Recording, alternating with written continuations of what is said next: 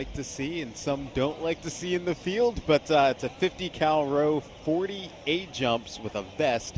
That's a movement that they brought back from a couple years ago. A couple years ago, they did it with dumbbells, doing it with a vest. We'll explain that here in a second. 30 sandbag cleans, 150 pounds, 100 pounds for the women. There's a little bit of a different format in terms of the cleans that we may have been used to or not. We saw them done differently at the Granite Games.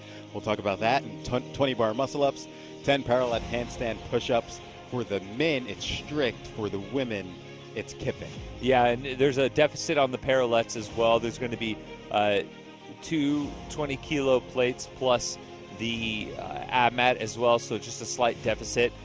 Once they finish the 10, they're going to turn around and go back the way they came, so it's a little down and back, a ladder chipper, if you will. The A jumps, it was a movement by CrossFit Championships. We got to see it in 2019. But for this one, they're going to have to put the weight vest on, strap it down to do the A jumps, and then take it off for the rest of the workout. As you mentioned, for the sandbag clean, it's not going to be sandbag over the shoulder. They're going to have to get it up to a position of support on top of the shoulder and then back down in front of them, keeping the sandbag in the front half of their body the entire time. An interesting mix of new movements, some classic CrossFit movements, and some high-skill gymnastics. Yeah, and with the sandbag Granite Games, you have two ways of doing it: bringing it back up to your shoulder and just putting it back down on the floor, throwing it back down on the floor.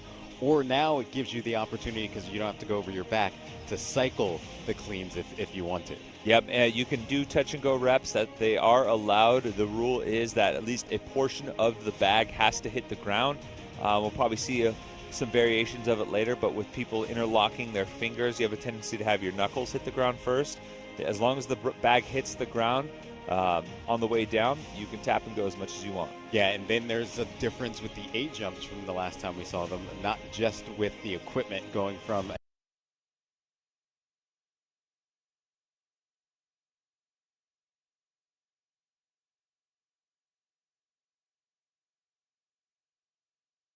Yeah, with the loaded element being a weight vest versus two dumbbells like it was in 2019, it's a little bit easier to control, a little bit more static of a load, so it allows them to add in the little nuance of having to jump up and jump down without necessarily having to worry about those dumbbells falling and hurting somebody. Yeah, so with the women set to come up next here in event number 3, who are you looking at? Who does this event kind of help out, if you will? Well, we've seen a handful of chippers in the past couple of years here in Dubai, some pretty extensive programming. But as far as this one, Kristen Holta is someone that comes to mind. Given just the longer duration of this event, we have a 20-plus minute time cap. Her endurance is typically pretty solid. Sarah Sigmund's daughter is going to do really well, Jacqueline Dahlstrom. I think we might see Sam Briggs rebound from a bottom performance from the heavy lifting event. I think all eyes are going to be on Laura Horvath, though, and we can talk about that later. But one of the things that has typically been kind of a thorn in her side is the deficit handstand push-ups, parallette handstand push-ups, particularly strict. I think it's very key that you're allowed to kip here for the women, and that the minimum work requirement is only 5 of the parallette handstand push-ups. So as long as she gets to 5 on that number, she knows that her weekend is going to continue.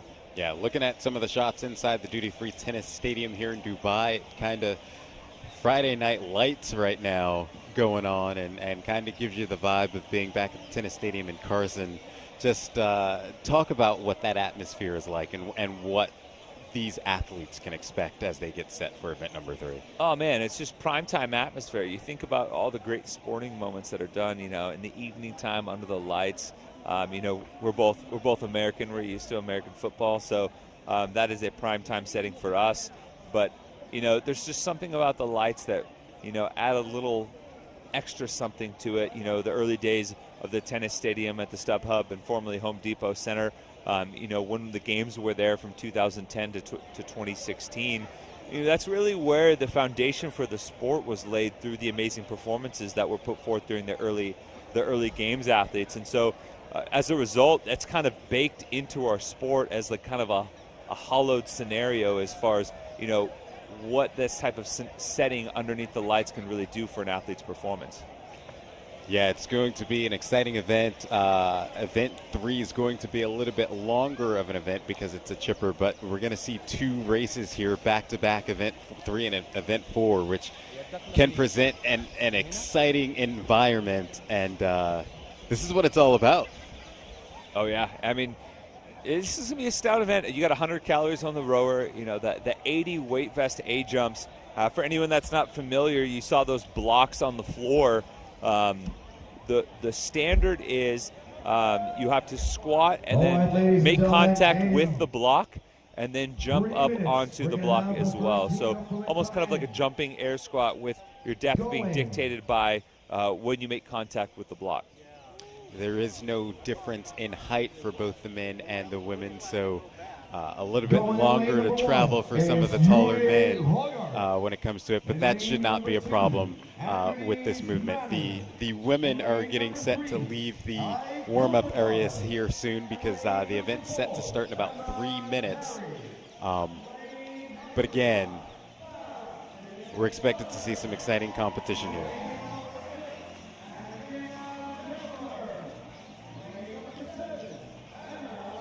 Several of the storylines that we've been watching, Ricky Garrard making his return, but the women are up first. Sarah Sigmundsdottir is going to take the floor here in this first heat. Someone that the entire CrossFit community will be watching. Yeah, we had Sarah on the broadcast just a moment ago, after she came off the floor with a personal best for her clean and jerk, which is always nice to have in competition. And, that moved her up, into the top 10 overall going into this event. And you see the lane assignments here. Sarah Sigmundsdottir is going to be front and center. She's going to be in lane 5 alongside Andrea Nisler, a member of the CrossFit Mayhem team. I'll be really interested to see Emma Lawson in lane 7 and Emma Carey in lane 4. 2 of the young teenage athletes that have shown some tremendous capacity over the last season. And with this one, the biggest skill component comes in that turnaround point with the bar muscle-ups and the paralette handstand push-ups. But really, there's plenty for them to chew on in the form of the A-jumps, the sandbag cleats, and the row that could, maybe have them, breathing down the necks of some of these more experienced athletes. Yeah, you see the lane assignments on the screen there. Julie Hogard in lane 1, Manon Agonest in lane 2, Ike Gilfildaughter in 3, Emma Carey, Sarah Sigmundsdottir, Andrea Nisler in lane 6, Emma Lawson in lane 7, Evie Hollis in lane 8, and Christina Agerbeck in lane number 9 for the first heat for the women in event 3.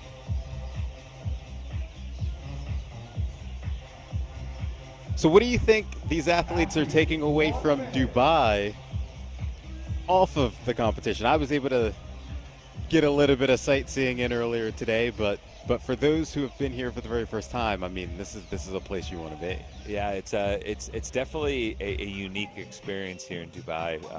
There's a reason why it's one of the most popular tourist destinations because you get some unique sightseeing, you get some crazy experiences from zip lining through skyscrapers to the Dubai Mall and the Mall of the Emirates where we were yesterday, and you can go for a quick snowboard or ski run in the middle of the desert. So certainly some cool experiences, and I know some of these athletes are going to try and soak it all in.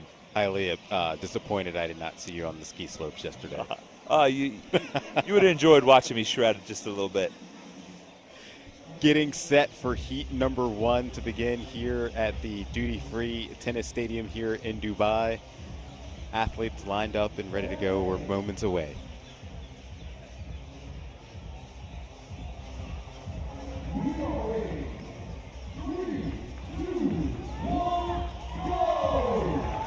And we're off for event number 2. Athletes are going to get started with a 50-calorie row.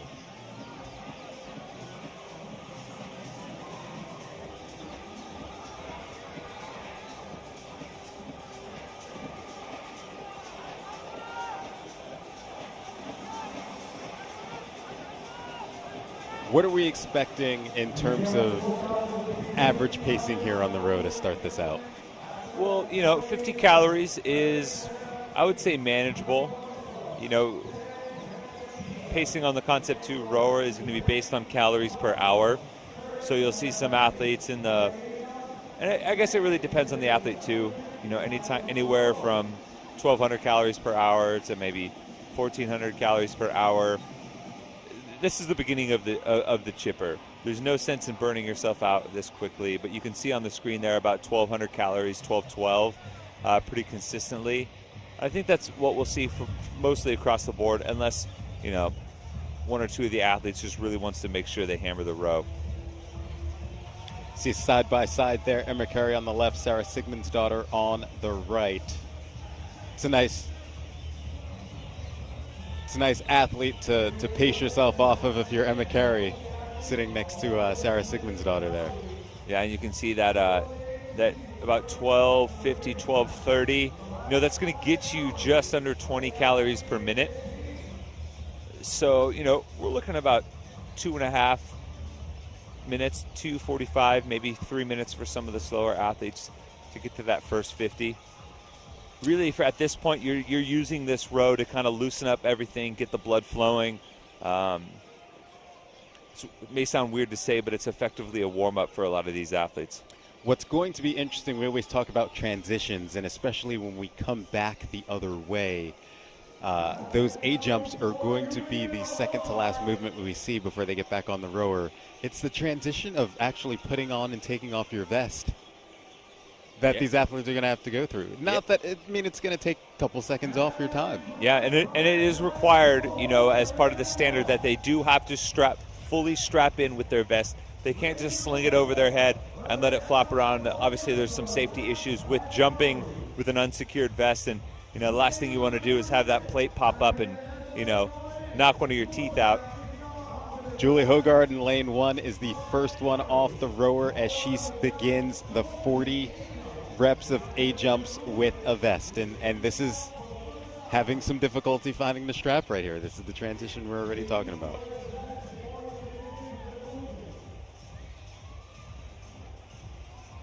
Everyone now at this point is off of the rower. We've got 2 people left on the rower. Now everybody getting set for the 40 A-jumps. It'd be really interesting to see how athletes pace this A-jump. You know, it's a non-traditional movement, so finding a rhythm that really works for you, that allows you to, you know, rip off big sets, and there's a little bit, just a minor skill component in making sure you land squarely on that box. That box isn't much wider than both of your feet side by side, so there really isn't much wiggle room for landing. It's just that little bit extra you have to think about that keeps you from maybe focusing a little bit more on your breathing or managing your energy there. So you can see Sarah Sigmundsdottir now starting to kind of basically land and rebound. I think we'll see some athletes fluctuate back and forth, taking a pause at the top just to make sure they're square, maybe get a full breath, and kind of regulate a little bit. Yeah, just off of your screen, Andrea Nissler's one where her pacing's just a little bit slower, pausing at the top before coming back down for the squat. And you can see Emma Lawson here taking almost a pause at the bottom, allowing the arms to swing back, and then using the forward swing momentum of her arm to drive the jumping motion out of the bottom of that A-jump. You know, we've seen a bunch of other athletes already start to like change up their pacing, but she is just steady the entire time. Her BPM for her heart rate, about 159, 160. Be interested to see how that changes throughout, or if she's able to kind of maintain this. We're already starting to see it spike just a little bit, but got a couple athletes already coming off of the A-jumps. You saw Andrea Nissler just wrap up. We've got several athletes in the back who are already working on their 30 sandbag cleans, 100 pounds for the women. See Ike Gilfadottir just getting onto the sandbag cleans for her 30 reps. You could see towards the middle of your screen there, the first athlete in red, that was Emma Carey. She just got a no rep because she let the bag go over her shoulder. You know, most of the time, the standard in competition is to let that bag go over, and it's really easy just to kind of, you know, explode that bag up and just forget about it because you know it's going over the top and there's no need to really kind of guide it down. I think that was just kind of Emma going on autopilot there for a second and forgetting that the standard was actually getting to your shoulder. Yeah, easy pacing on this one. Everybody choosing to slam it. You wouldn't expect to see touch and go right now. But everybody on the sandbag cleans as we speak. Next movement will be 20 bar muscle ups. You see Manon Angonese at the top of your screen going touch and go reps. You see her with the red shirt, red hair. She's ripping off big chunks, whereas everyone else is, 1-2 reps at a time, taking a pause. She's doing chunks of 5 to 10. And you can see it in her Whoop Live numbers, 180 beats per minute, 183 beats per minute. She's definitely jacking up her heart rate right here. Yeah, that's the difference you see between like fast singles and ripping off big chunks. You think of, workouts like Grace or Isabel, where some athletes will choose to go fast singles and be able to keep their heart rate down. Others might just choose to go for those big chunks, spike the heart rate a little bit, and then try and use those breaks to down-regulate a little bit. Yeah, and then those were the touch and go cleans that we were talking about. But what it does is this right here. It takes a little bit more time to recover before she gets the bag back up on her shoulder. I'd be curious to see if she continues to do the touch and go reps on the back end. Talked to a few athletes. They were talking about maybe doing singles on the way down, keep the heart rate low before the bar muscle ups and some of the higher skill stuff. And opt for bigger chunks there, and then go for the tap and go on the backside, because really once you get through the 30 sandbag cleans on the way back, it's pretty much downhill from there. You're going to be on the rower, and some A-jump squats should be fine. Sarah Sigmundsdottir is the first one off of the sandbag cleans. She will get set for 20 bar muscle ups.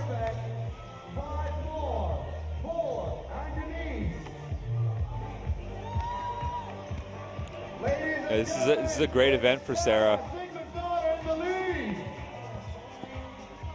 Sarah just now in the background hopping up onto the bar for her first set of bar muscle ups.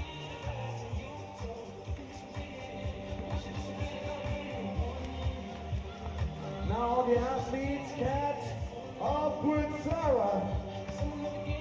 Who gets Sarah, I believe, just went for a set of 4 or 5 on her first set. She's got nobody even advancing to the bar muscle ups at this point. Yeah, and this combination, this chipper style format is already good for Sarah, but you look at the movements involved. Back in 2019, she won this event. The event that was kind of a chipper with some non-traditional movements like the A squat, she finished second. And then there was a workout in event 5 that featured a ton of gymnastics. She was second there too. So you put them both together, and it's a recipe for hopefully another strong performance from Sarah as she continues to get her sea legs under her. We saw a couple of other female athletes joining her up on the bar. Manon Angonese and Ike Gylfadottir are also at the bar now. Emma Lawson now at the bar muscle ups as well. It was interesting to see Sarah go with a little bit more conservative sets, about 4 or 5. Maybe saving some in the tank, because there's only 10 paralette handstand push-ups, and if you're good at that, it's not going to take very long. So it's a quick turnaround to be right back on the bar for big chunks on the bar muscle-ups. Sarah Sigmundsdottir now finished 16 of her bar muscle-ups. She has 4 remaining. Meanwhile, you still have this battle between Manon Angonese and Ike Gylfadottir.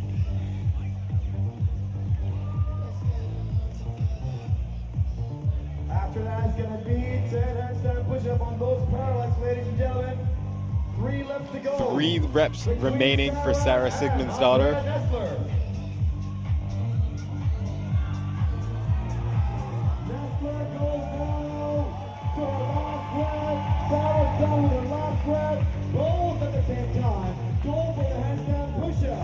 Sarah is now done with her bar muscle-ups.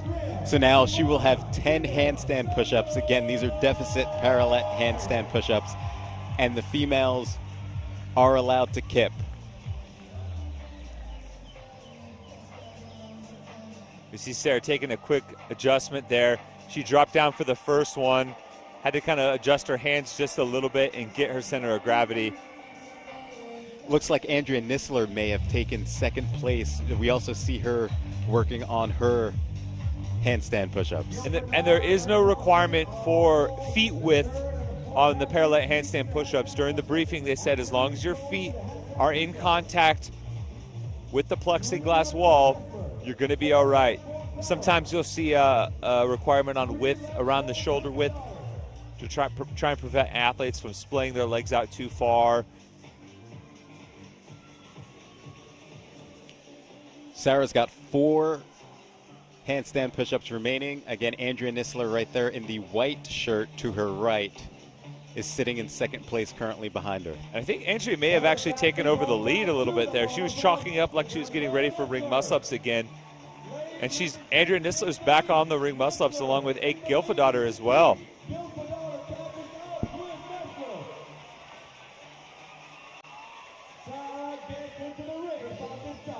Yeah, you have Andrea Nisler in lane 6, Ike Gylfadottir in lane 3.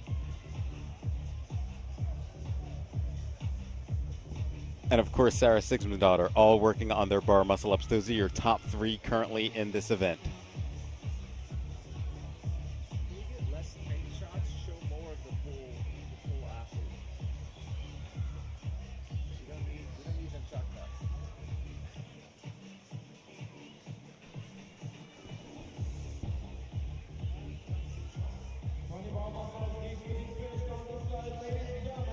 You see Julie Hogard getting through her handstand push-ups as she gets set to get back onto the bar. Sarah Sigmundsdottir continues to do her work on the bar. Again, it's 20 bar muscle-ups as they work their way back up this chipper. It looks like the time cap won't necessarily come into play because we're barely just hitting the halfway point, and most of these athletes are well into their ring muscle-ups on the way back. We've got a hand up, it looks like, for Andrea Nisler.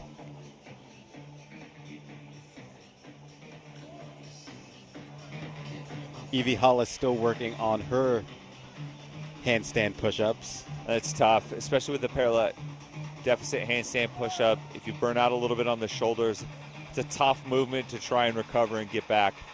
Andrea Nisler there in white looks like your leader. She's got one more bar muscle up to go before she transitions back to the 30 sandbag cleans. And you saw just how powerful Andrea was, getting such a strong kip to where she had very little left to press out at the top once she got into the dip portion.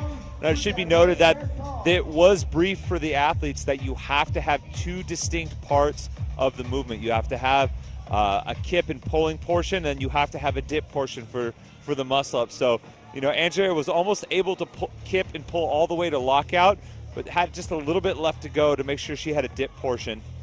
It'll be interesting in the next heat when Samantha Briggs goes, because usually she's able to just float up into the, so for her to have 2 different portions, she's going to have to change her movement a little bit. You see Andrea Nisler, though, in the lead working on her sandbag cleans. Well, and really once, the athletes get over the bar, they just got to make sure you see some sort of press out from the triceps.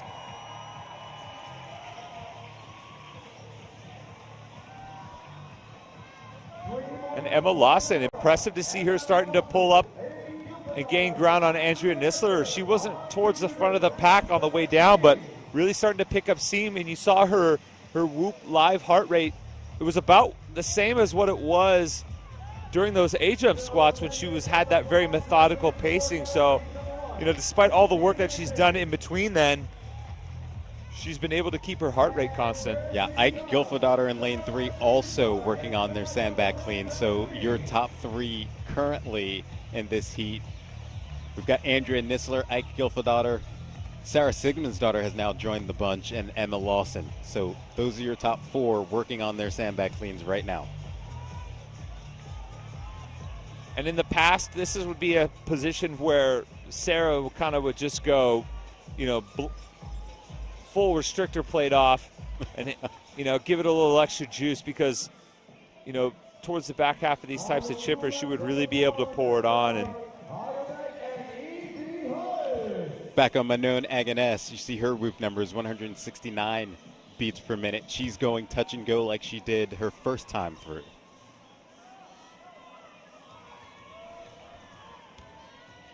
given how long she did about 3 to 4 there, given how long she rested in between, I'm not so sure she's actually going to be able to gain ground on the other athletes that are doing singles. You see,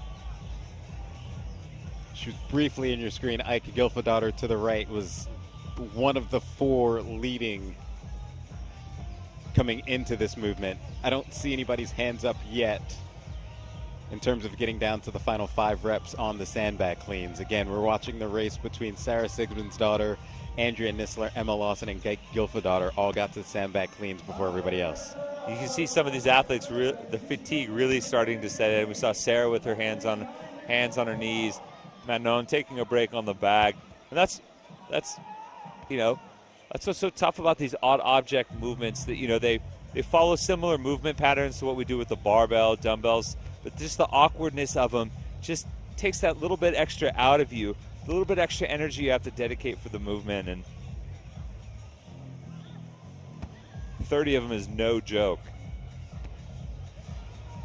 This actually does. It's probably more time under tension having the control over the shoulder as opposed to going over your back as well. Yeah, because really once that sandbag passes past and through the hip area, and you give that hip opening and that hip pop to drive it up, you're really just guiding it over the shoulder. You're not really expending much energy to control it.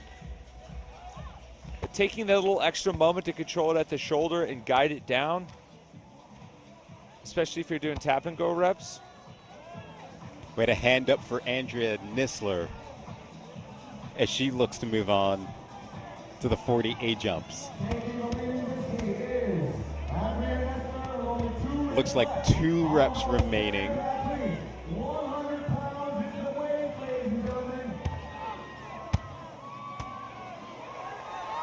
Nisler now down to her final rep.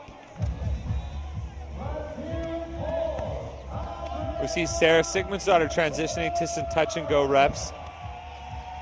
Nisler now the first one off of the sandbag clean. She will put her vest back on for 40 more A jumps.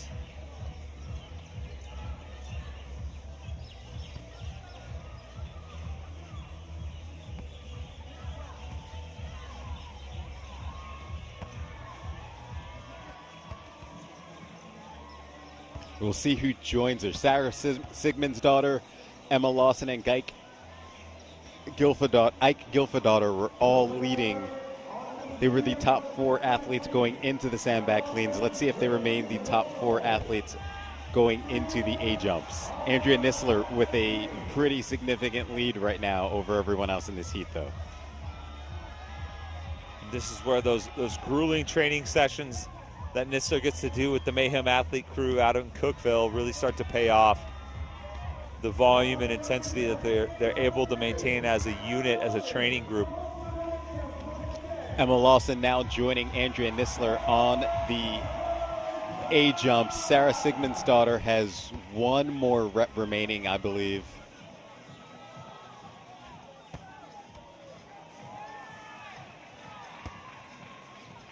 You see Emma Lawson's whoop number is 163 beats per minute as she gets started on her A jumps. Still not much higher than it was earlier in the event.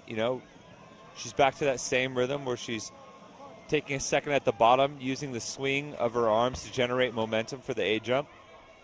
But now we're starting to see the heart rate actually spike a little bit. Andrea Nisler to her left continues a very consistent pace as she leads this heat.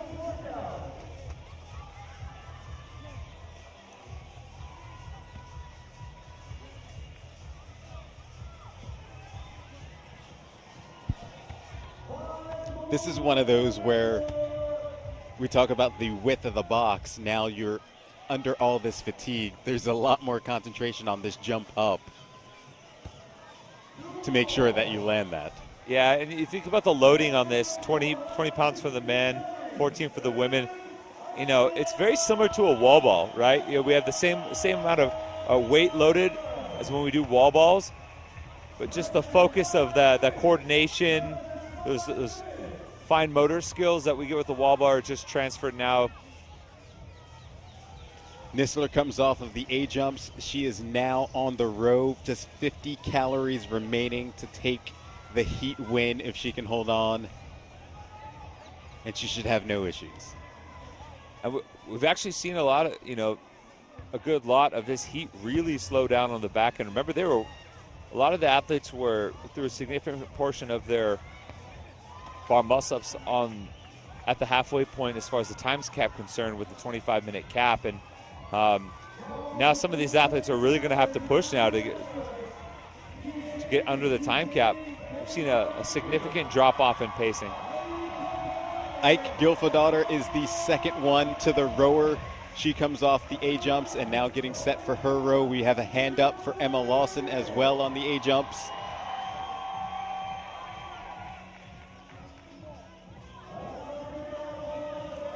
We saw most athletes, get off around between 230 and 250 on the first time around, and that was maybe saving a little bit in the tank for the rest of the event. Probably going to want to, see some of these athletes get on the rower right around 22 minutes to make sure they can hopefully empty it. But look at the pacing there, 800, 830. That's about a third of the percent off of their pacing that they started with. Your top four as we speak on the rower. Andrea Nistler got there first, followed by Ike Gilfadottir on your screen. Emma Lawson then joined them, and we just saw Sarah Sigmundsdottir sit down on the rower. That is your top four in this heat. And you can see the difference from the first round. Typically when the athletes get tired or they're, near maximal exhaustion, you see the length of the stroke on the rower start to shorten. The amount of pop driving through their feet on the rower goes down. You see these short kind of choppy strokes. Really, you're just trying to get your breath out at that point. Evie Hollis now joining the four ladies on the rower. Manon Agoness also on the rower out of lane 2. You also start to see those handles dip a little bit when they get into the return position. So once they give a good pull, they're returning the handle backs towards the start. You'll see them dip a little bit and that handle wobble. 1 calorie remaining for Andrea Nistler, and she is going to take the event win. A time of roughly 23:06 unofficial for Nistler.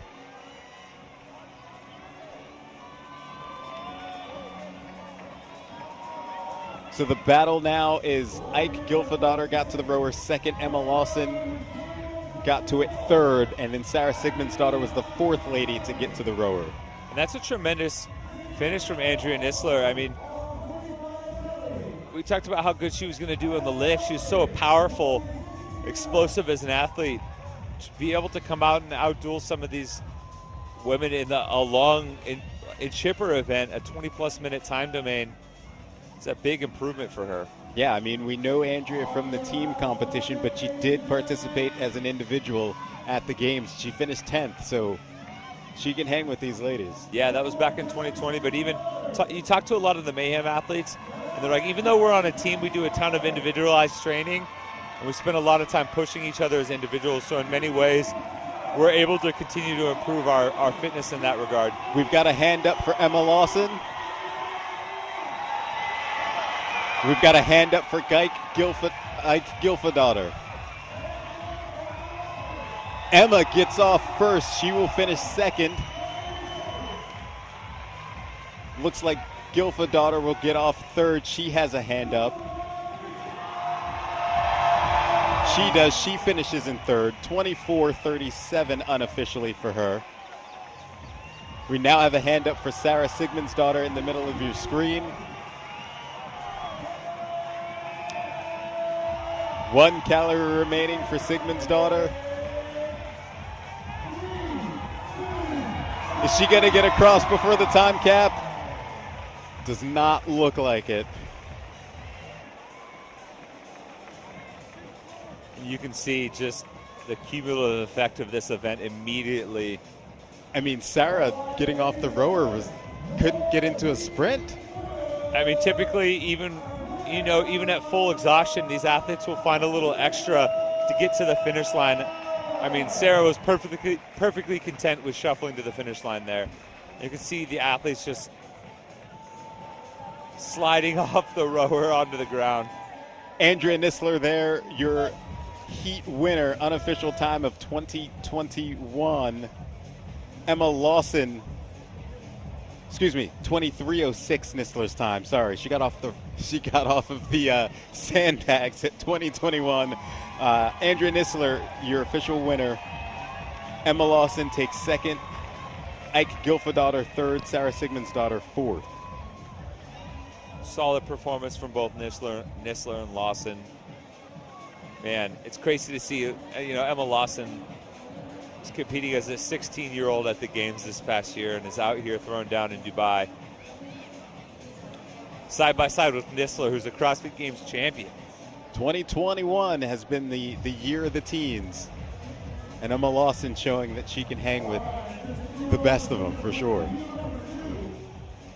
You see your event winner there, Andrea Nisler. Again, 23:06 unofficially was her time. You can definitely tell this one took a toll on the athletes.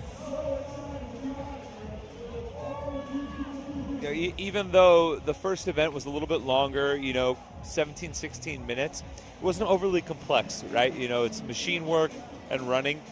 So your ability to pace and energy management there is a little bit easier, but now when you get in that 20-minute time domain, you add some skill, you add some loading, it really kind of dials up the energy that's needed for an event like this, and you can see just the impact that it's had. Yeah, you see Ike Gilfadottir walking off there, finished in third. Tommy, when you look at the effects of this workout, how are athletes moving forward now after seeing this first heat? How do you think they're going to approach this workout? I mean, I'd be interested to see what, if any, adjustments the second heat makes. We saw a lot of athletes really slow down on the sandbag on the way back, and that chewed up a lot of time. Might see athletes maybe be a little bit more conservative to save some energy for the back end and hopefully be able to put the gas pedal down just a little bit more. It's hard to say. The A-jumps are such an atypical movement that figuring out your rhythm and cadence and energy management there is kind of a work in progress. Yeah, Sarah Sigmundsdottir got off to the early lead, got to the bar first, got to the handstand push-ups first, which was the first half of the workout.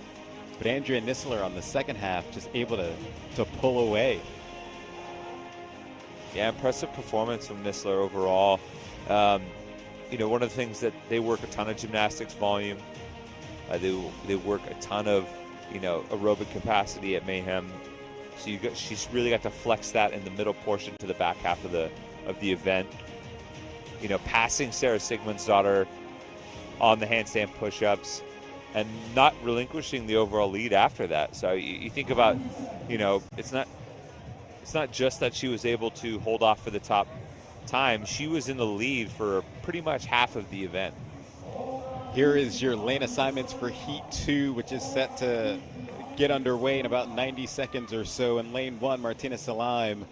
Lane 2, Tori Helgadottir. Rebecca Vidison in lane 3. Michaela Norman in 4. Kristen Holta in lane 5. Samantha Briggs in 6. Laura Horvath in lane 7. Gabriella Magala in lane 8. Emily Roth in lane 9. And then Jacqueline Dahlstrom in lane 10.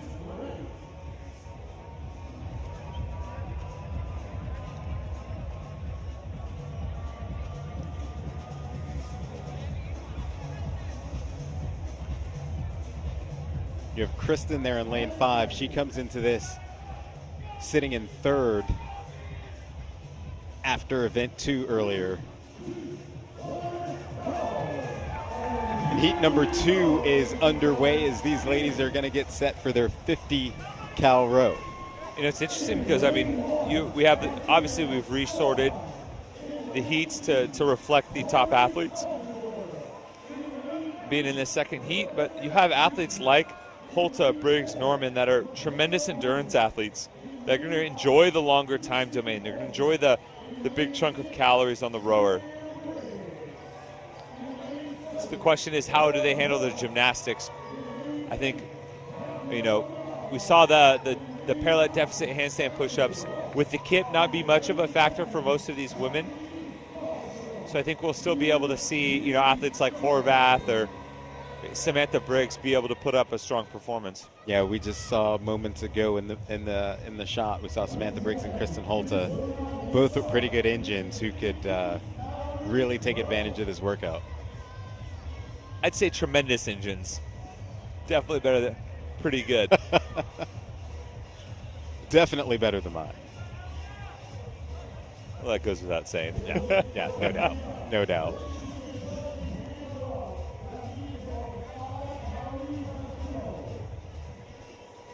So in the first heat, we saw roughly 230, 235 before everybody got off the rower.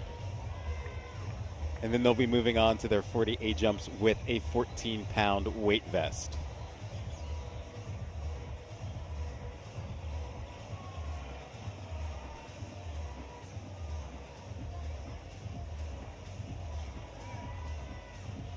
Another good endurance athlete, Emily Rolfe, really strong runner, good aerobic base.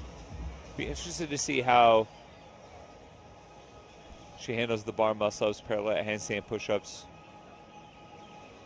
It's always interesting to see who excels at the grunt work like the sandbag cleans. These 100-pound sandbag cleans for the women, for the most part, they're fairly comfortable with them. So who's able to adapt to the standard of stopping at the shoulder and be able to keep a steady, consistent pace on them, because we saw the women in the first heat really fall off on their pace. Right. Emily Rolfe there on your screen. Her Whoop Live number is 170 beats per minute at this point. This is about the time we saw athletes getting off of the rower, and we've seen multiple hands up right now.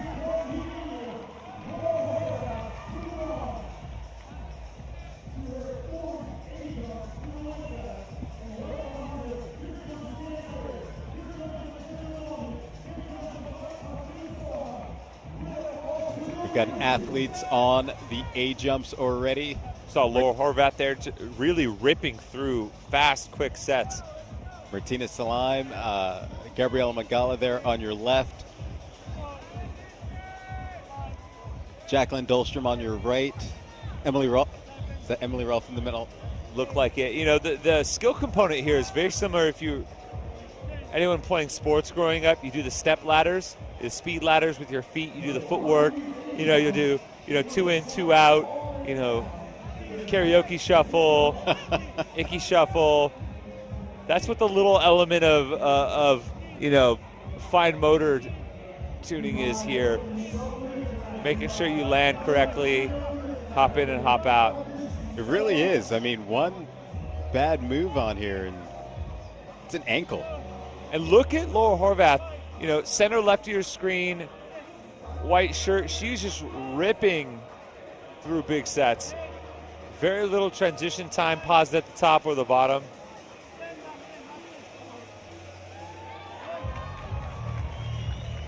And it looks like she is the first woman off of the A jumps. Now moving on to the 30 sandbag cleans is Laura Horvath. And I mean, she's going to manhandle this sandbag. She is so strong. She excels with some of the odd object stuff. We saw how well she did at some of the events at the games, with the Husafeld bag, with the pig flips, and getting outside of the traditional, equipment usage like a barbell or a dumbbell. And it's possible that Laura, because she also has a tremendous gas tank, is hoping to maybe push out in front and then knows she's going to take a longer break before the parallette handstand push-ups. So knows she has the capacity to maybe push early on and then buy herself some time to rest before she kicks upside down. Yeah, Laura was going touch and go there for a little bit on the sandbag clean. She's now opting for singles. Gabriela Magala was second to the sandbag cleans, and obviously everyone else is now at this movement.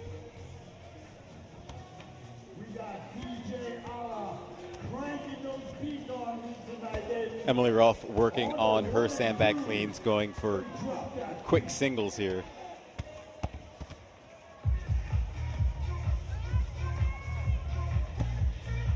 You can see Emily just taking a quick peek at her judge on the way up.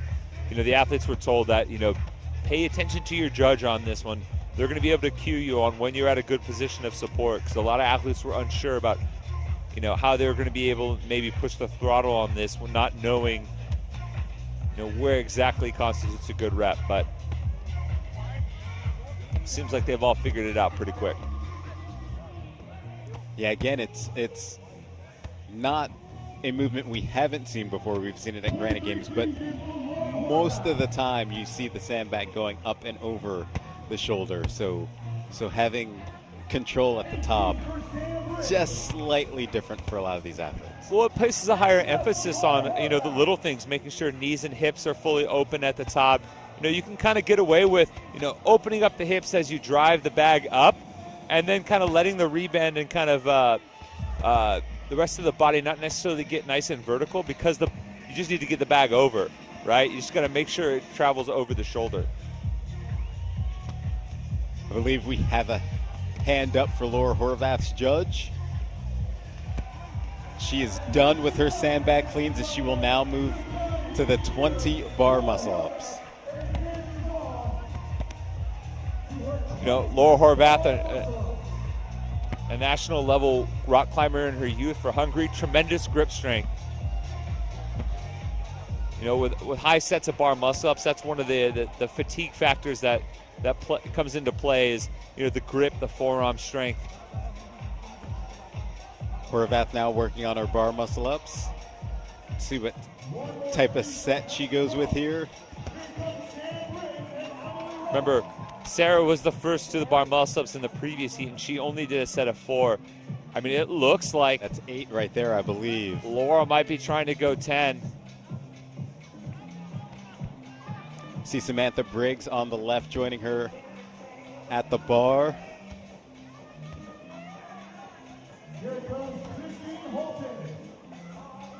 Oh, look at Samantha Briggs' kit. Almost a full extension above the bar, just saving a little bit to press out at the top. Super efficient, extremely powerful kit, tremendous pulling strength. You also have Kristen Holta on the bar now. Michaela Norman also on the bar.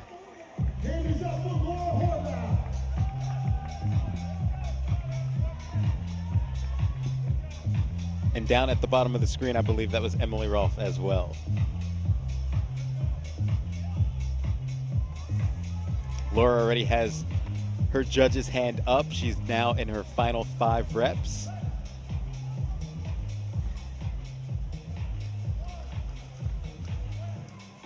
See Gabby Magala to the right, Sam Briggs to the left. Laura now done with her bar muscle ups. She's now moving on to the 10 handstand push-ups. And if we go back to Laura, I think this is kind of the moment that everybody was waiting for once this event was announced. All right, what is she going to look like on the wall once we kick things upside down?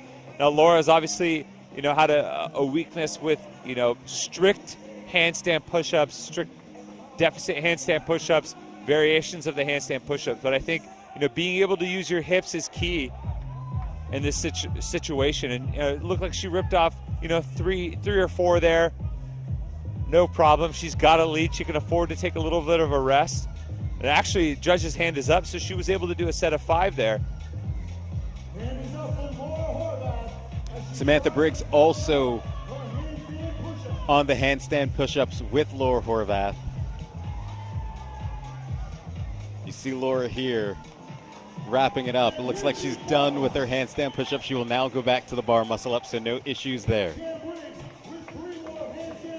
And I think that's part of the misconception around Laura's weakness with handstand push-ups. A lot of people just think it's handstand push-ups across the board. She can use her hips. You know, she can mitigate the damage overall. It usually tends to be with the strict, and more so strict deficit variations of handstand push-ups, parallettes or not. As we saw, she, you know, obviously she's working on it, and handstand push-ups aren't something, you know, that you just develop overnight, particularly if you're not a naturally good strict presser. But she was able to get over that speed bump, and now she's right back in front. I believe Laura just ripped off another set of 8 there. She is well ahead of the pace that was set earlier. Got multiple women on the bar now working on their bar muscle ups. Samantha Briggs Kristen Holta. See Martina Salim there, right there. To her right is Turi Helgadottir. As Laura continues to work on her bar muscle ups, trying to extend her lead. I mean, this would be a huge confidence boost for Laura. She comes into this event 16 points ahead of Gabby in second. And to leave with another event win, actually extend your lead, you know, in an event that has handstand push-ups, it'll definitely feel good. Looks like we have a hand up for Laura Horvath's judge.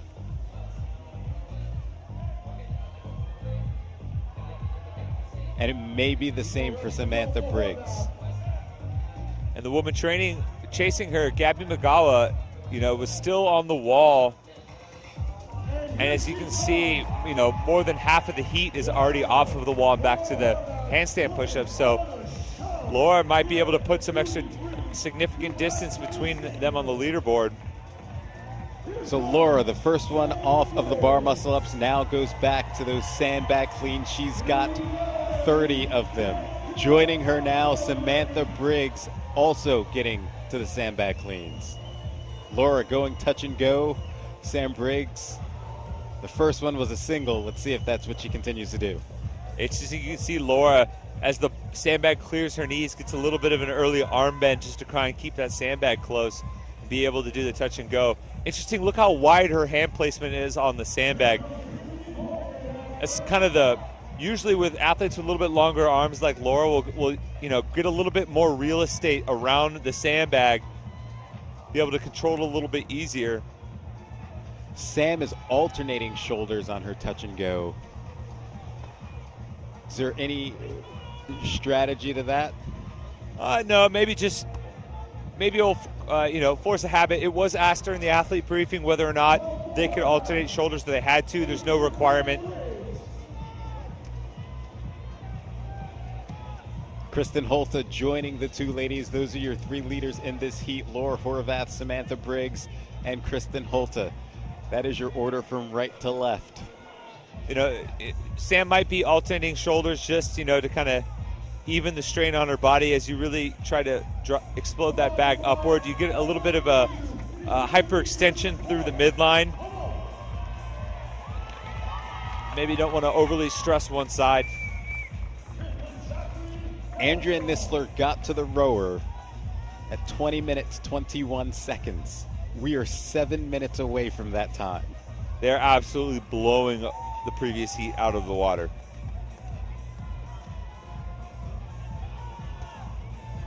You know, previous heat we were talking about the halfway point at 12:30, and the athletes were, you know, most of the athletes were into their bar muscle ups. At 12:30, you know, Laura had already done 10 sandbag cleans.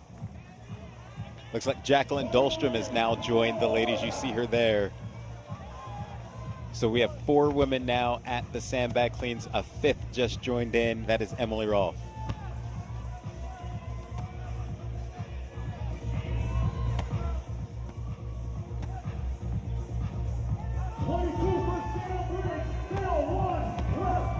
Laura now switching for singles. She started with touch and go. Starting to see bigger breaks from Laura. It sounded like Sam was getting close to her final 5.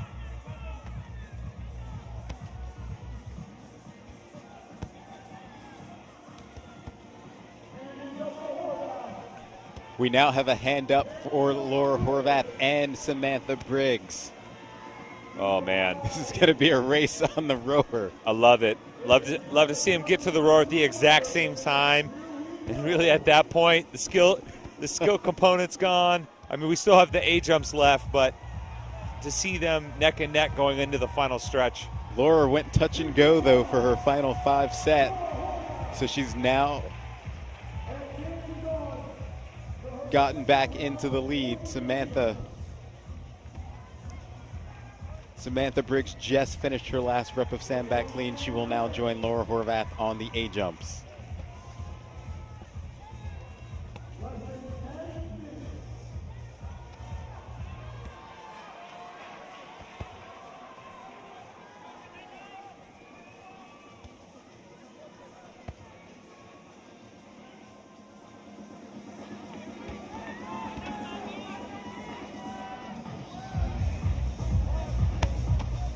At this point, it's just get through the grunt work here on this. I mentioned earlier in the previous heat how this is very similar to wall balls. Sam Briggs is tremendous at wall balls. She's not the strongest squatter. She may not be the most technically gifted when things get below parallel, but she's tremendous at doing those lightweight, light reps for long distances. It's something that she's continued to work on as well. Sam came out to Santa Cruz for one of the open announcements this year, and I got to train with her. And even at pushing 40, she's pushing the limits of her 20 rep max squat program. She's like, I'm still getting stronger. I still got juice left in the tank. Samantha pushing Laura Horvath here with these 40 A jumps, may have taken the lead. We'll have to wait and see for a judge's hand to go up, but your two leaders right now, Laura Horvath and Samantha Briggs. Kristen Holta, the third lady to join them. She's been chasing them this entire heat. Sam Briggs is 15 points back of Holta and 18 points back of Gabby Magawa. So Sam Briggs, the first one off of the A jump. She is now back at the rower. Again, we mentioned Andrea Nissler's time was 20:21 when she got on the rower. 3 minutes better is Sam Briggs' pace right now. Amazing. Sam Briggs qualified for the games last year at 39 years young, I should say. She stated she wants to try and qualify as a 40-year-old. Be a tremendous feat.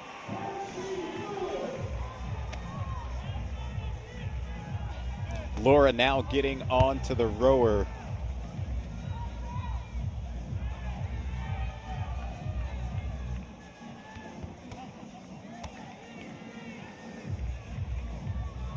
So Laura pacing was starting to push up north of 1100.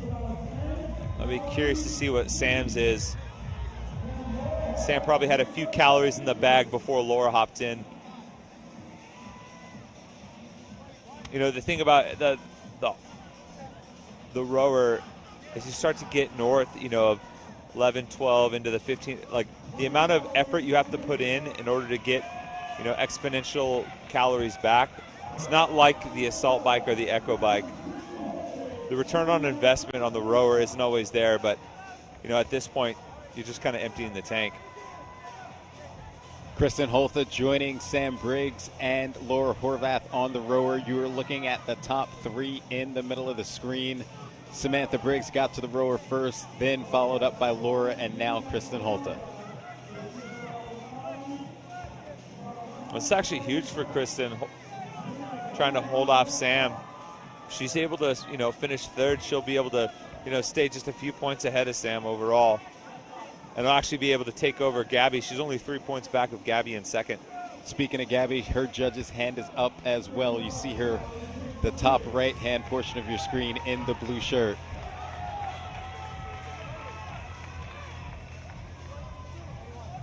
We also have a hand up for Michaela Norman's judge, top left of your screen, white shirt.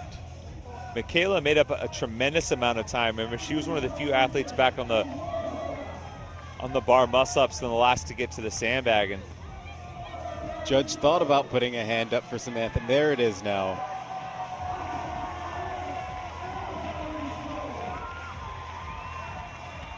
Three calories remaining for Samantha Briggs. The time to beat was 23:06 by Andrea Nissler in the previous heat. She's going to smash that. She gets off the rower, and she is your Event 3 winner.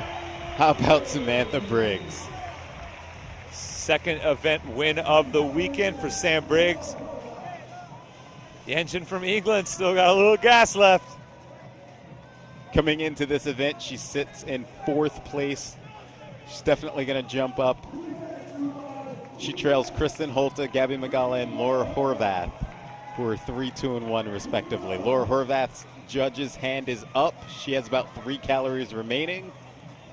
1 calorie remaining for Laura now. She will finish second. She still finishes before Andrea's time. We still have about 2.5 minutes left on the clock for that. Another strong performance from Laura. It's going to be a third straight top 3 finish. And she's going to extend her lead over Gabby. You know, that Sam Briggs in her prime, you know, used to put down these performances where she was basically an order of magnitude ahead of everyone else. And now, granted, you know, Laura was on her heels, but we saw how far ahead Andrea was in that first heat. And Sam Briggs was off the rower before Andrea got to the rower. So to win by more than 50 calories. Absolutely incredible. Crazy. Kristen Holta working on finishing up the row. If she can get in before 23:06, she will finish in third. Her judge's hand is up. She will do that. She's got about 1 calorie remaining. She just finished. She crosses at unofficially 21:40. She will finish third for the event.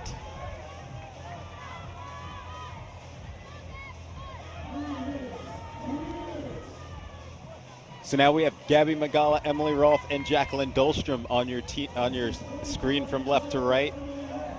Tori Helgadottir also working on the row.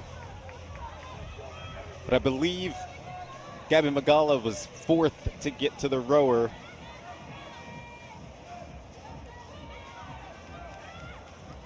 We saw this after the first heat, how crushed the athletes were. You just saw Kristen Holta there. Yeah, you don't see her roll on the floor like that all too often. You know, she, along with Sam, just generally one of the best engines in the game.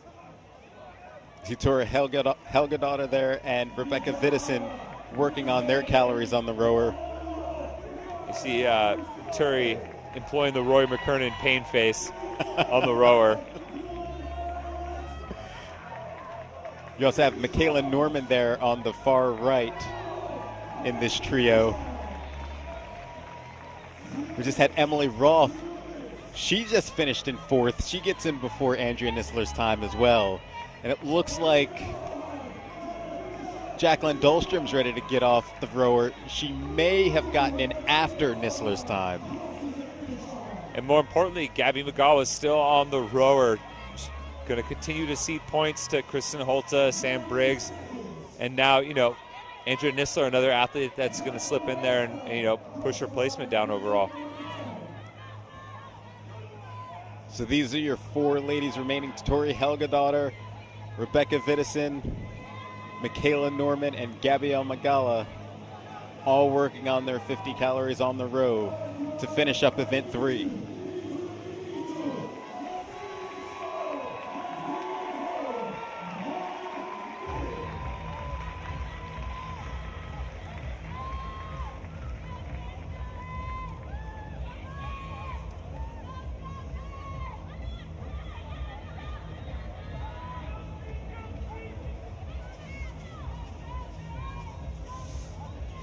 The common position for this event. The old 1,000-yard stare into space. It's nice we got a nice open-air arena. You can just look off into the cosmos while you contemplate your life decisions.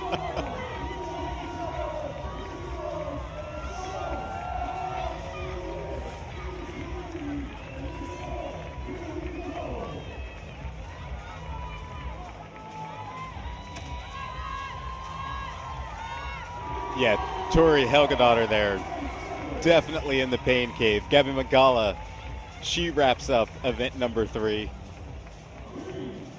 Tori Helgadottir gets in under the time cap, possibly. Couldn't see the finish line there.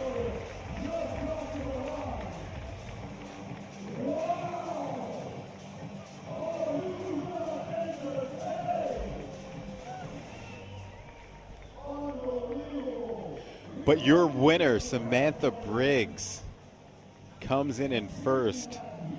Just demolishes Andrea Nisler's time. You know, Sam Briggs won this event back in 2018. Became the first athlete to win a sanctional in the new sanctional system and earn a ticket and guarantee an invite to the CrossFit Games. You know, we got a nasty little chipper on Friday night. first heat goes, puts up some respectable time. She says, hold up, little whippersnappers. Let me teach you a lesson. Yeah, I mean, she said it all. She said it all year long. Steady. Keep my heart rate down as much as possible, so that when I got back to the sandbag, I was able to just keep a steady pace, and that paid off because I was able to take Laura about halfway through the sandbag cleans, and then just go for it on the squats and the row. You were so composed from the beginning of the workout. Sorry? You were so composed from the beginning of the workout. Yeah, it's kind of what I'm known for, like try and steady. I'm not a sprint athlete, so obviously the lift wasn't good for me. It was good for me, but it wasn't point-wise. So I needed a good score here because the next event is another sprint event, so it's not really my forte. So I wanted to come out strong on the chipper and get a win for the day to kind of make up for the other two. One last word for Dubai, Sam Briggs. Thank you. We're glad to be back. Sam Briggs, ladies and gentlemen.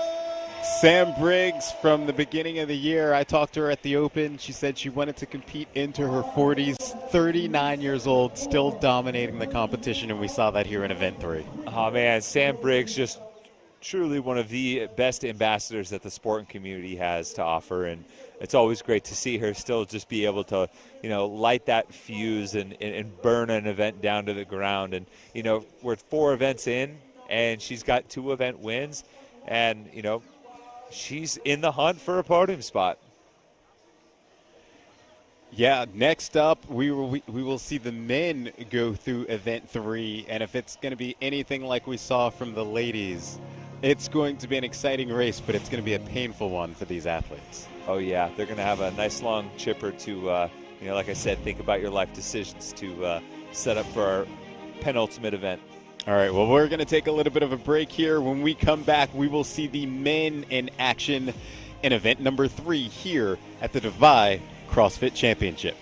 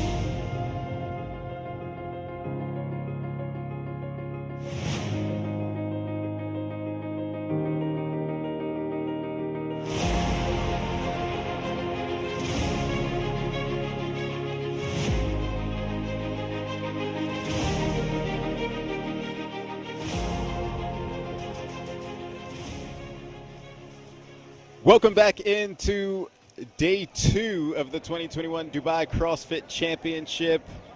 We just saw the women complete event 3. Nice little painful chipper for the athletes, and we're about to see the men take this one on. Tommy, what did we learn from this one? Well, we were talking about this before we came on air, that this is going to have a decent effect on the remaining event tonight, because if you look at what's in store right now, 50 calorie row, 40 A jumps with a weight vest, that's basically a full squat into a jump up onto a block, 30 sandbag cleans, 20 bar muscle ups, 10 paralette handstand push-ups. For the men, they're going to be strict, so the women got to use a kit, but the men have to do it strict. And then they're going to turn around and go back the way they came. So it's a significant amount of work, and really is going to up the ante for these athletes going into the final event tonight. Yeah, and it's really all about the pacing in this one. We saw a considerably different pace in heat number 1 for the women than we saw in heat number 2.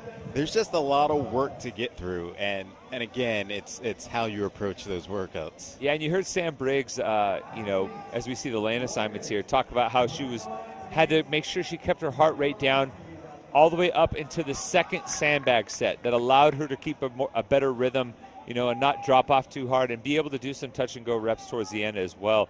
And that was the difference maker. Yeah, here's your lane assignments for heat 1 for the men. In lane 1, Tola Moraquino. Lane 2, Branislav Linkowitz. Lane 3, Mahmoud Chalan. Lane 4, Fabian Benito. In your center lane is Alex Katulis. Lane 6, Mohamed Elamda. Lane 7, Andre Hude. Sam Stewart in lane 8, and Georges Karavis in lane 9. But yeah, it'll be interesting to see what the pacing is like, especially in this heat. And we'll see if they learned anything from the women as well.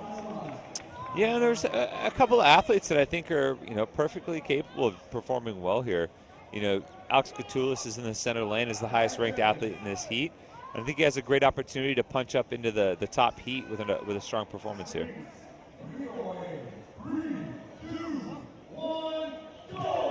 And we are underway for event number 3 for the men.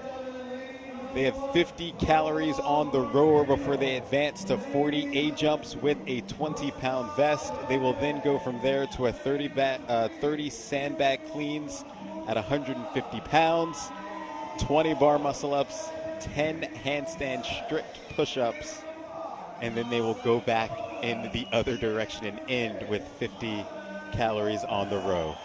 Yeah, the time cap for the men is just a little bit shorter, 23 versus 25 minutes.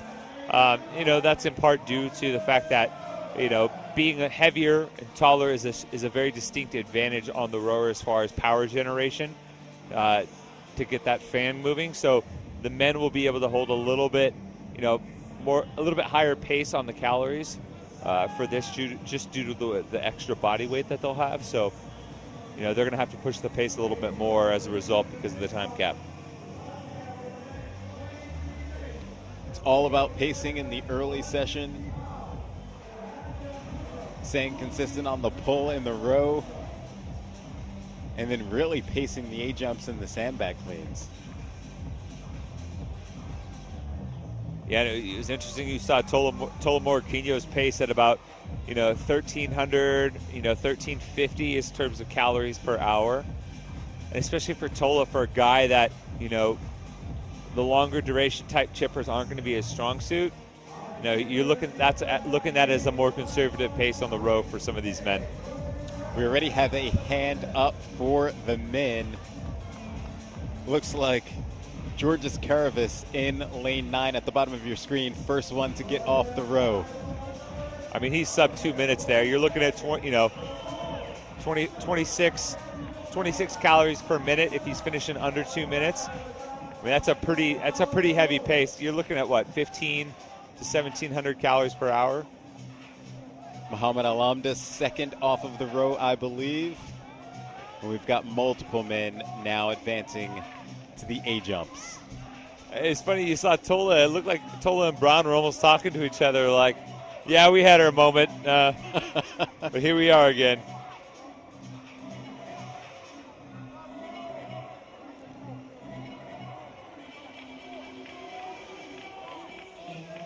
There's Tola Marquinhos working on his A jumps now. Bronislaw Linkowitz putting on his vest next to him.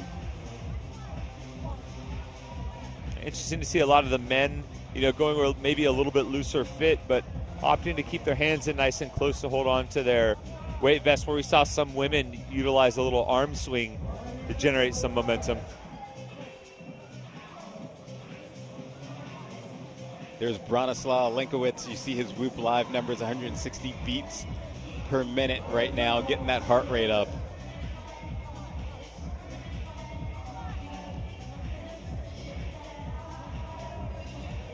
There's our hand up for Georges Caravis there on the right in the blue shirt.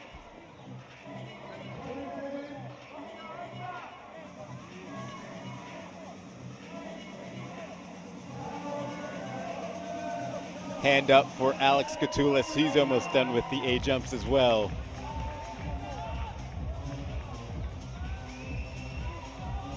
Katulis and Caravis, two of the representatives from Greece, battling it out early. Athletes now advancing to the 30 sandbag cleans again for the men, 150 pounds for these sandbag cleans. And you've got to show control at the top of the shoulder before putting it back down. We've seen a couple no reps already. Katulis just got one. Alex Katulis there on your left, Muhammad Alamda on your right.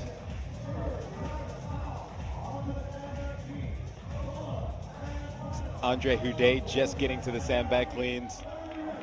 And Alamda, he was one of the first to the sandbag, but he's just kind of muscling up. He's getting it up and not really pausing at the hip. And he's keeping an arm bend to kind of pull it up into that position. That's, it gets the job done, but it's not very efficient as we see it right there in the center of your screen. That could be very costly energy-wise as we get to the back half, because we saw for the athletes that didn't pace well, it's just how much the drop-off came in on the other half of this event. You see Bronislaw Linkowitz, it's just like, let's just get this over with. Yeah. 150 pounds to my shoulder. I mean, you look at the guy, he's formidable frame, and he looks like a bad guy from an 80s action flick. He better be able to manhandle that thing.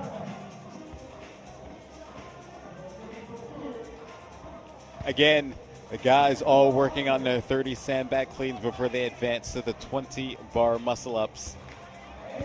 That man right there, Georges Caravis, was the leader. He was the first one to the sandbag cleans. We'll see if he's the first one off of it. You see his Whoop Live numbers, 170 beats per minute for him currently.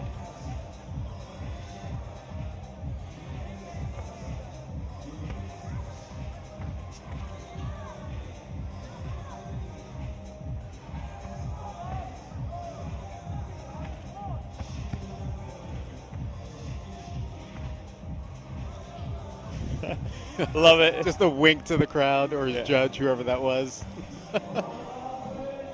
Took a breath, looked up, smiled, realized, I'm not just lifting heavy barbells anymore.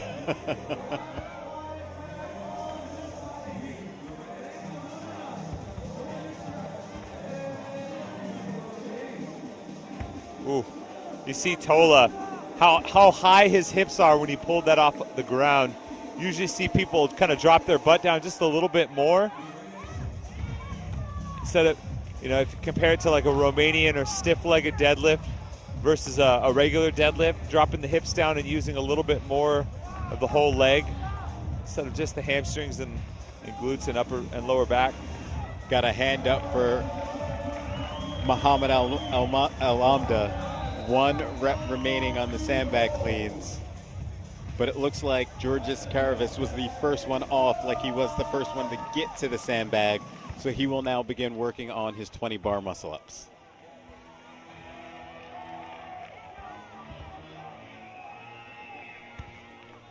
Muhammad Alamda will join him at the bar.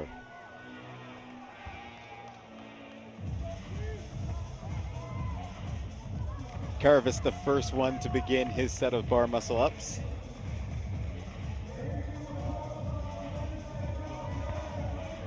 hand up for Fabio Benito.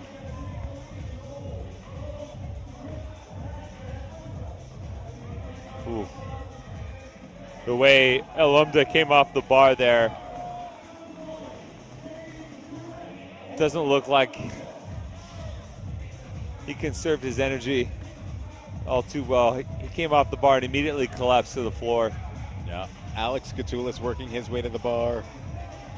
Meanwhile, Muhammad Alumda back working on his sets of bar muscle ups. But he's still moving well once he's up on the bar. Maybe it's just, you know, his own special rest technique.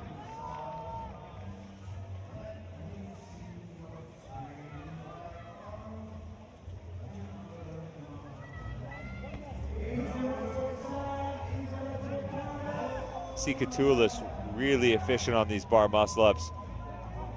Nice big kip, catching nice and high up above that bar, minimal press out. Like taking a half beat at the top.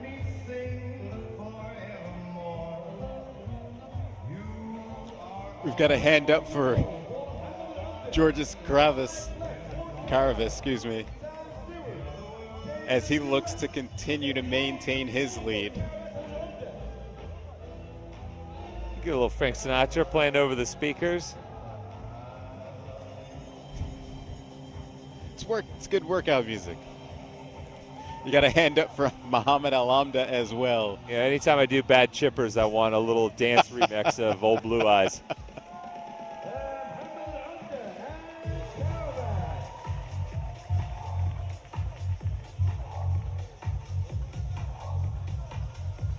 Got a couple more athletes working on their final set of bar muscle ups as they will advance to 10 strict handstand push-ups. See Muhammad Alumda in the middle of your screen working on his. Alex Catoulis still working on bar muscle ups to his left. He's got 2 more reps remaining.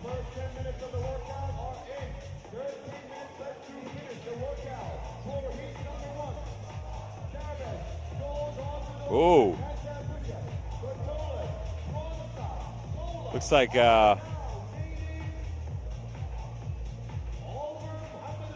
Alumda struggled there to get up upside down on those parallettes. I think he maybe just forgot where he was going or what he was doing for a split second.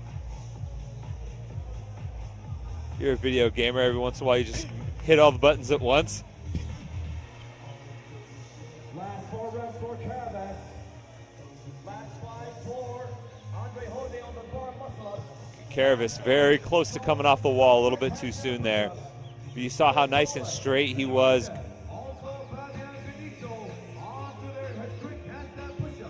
Andre Houdet there in the red shirt, still working on his bar muscle ups. And up there with 1 more. Come on, ladies and gentlemen. Let's give it up for And Tola Morquinho is starting to pick up some ground. You know, one of the things some people may not know about him, obviously he's, you know, puts up some eye-popping numbers. He's incredibly skilled. The gymnastics movements, ring muscle-ups, handstand push-ups, very, very good. A few years ago, we had, you know, some team relays here that involved some ring muscle-ups and paralette handstand push-ups, and he set the time to beat. Muhammad Alumda now back on the bar muscle ups on his return trip. Back down the floor. Same with Georges Caravis.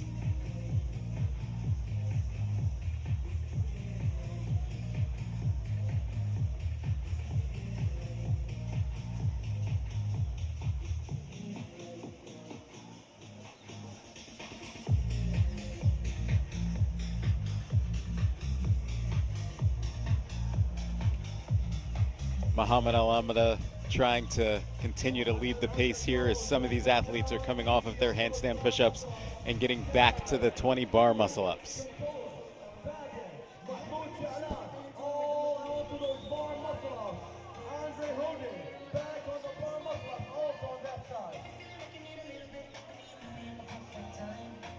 This shot here, you have Andre Houdet, Sam Stewart, and Georges Caravis from left to right in that shot, working on bar muscle ups.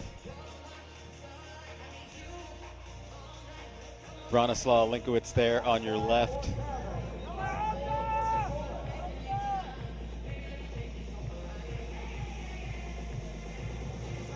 Alex Catoulis is almost done. Karavis has a hand up as well. Alumda has really started to fall off the pace here. Just saw a hand up on the far side of the screen too. Not sure who that was. Is that Tola? I believe that's Tola. Karavis, the first one off of the bar muscle ups as he works his way back to the 30 sandbag cleans again. 150 pounds for the men.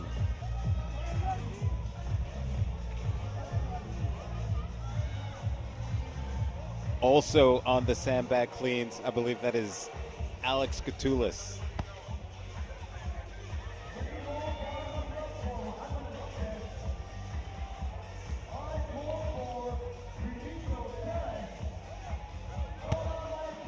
Interesting, Catoulis' technique on the left.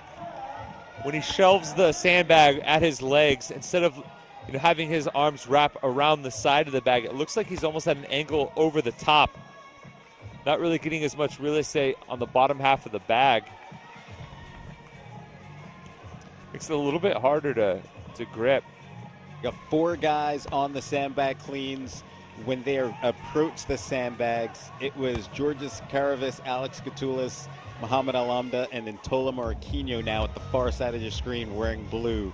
Those are your top 4 men getting to the sandbags.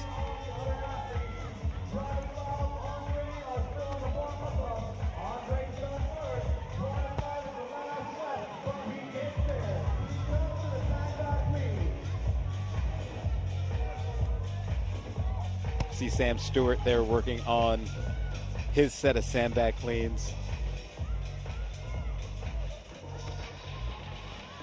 Sam made his CrossFit Games debut this year. Unfortunately, had to withdraw just before just after the first day. You can tell that on the return trip that this is the movement that you just kind of got to get through. Karavis' heart rate, is surprisingly low, but you can see that, it's possible that given the longer durations between reps that some of these athletes are taking.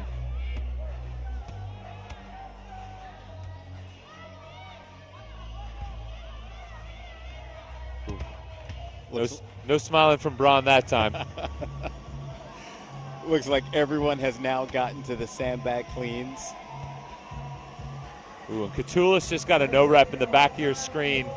He's in the red, squatting right behind Muhammad Alhamda. He got the bag about halfway up and just abandoned it.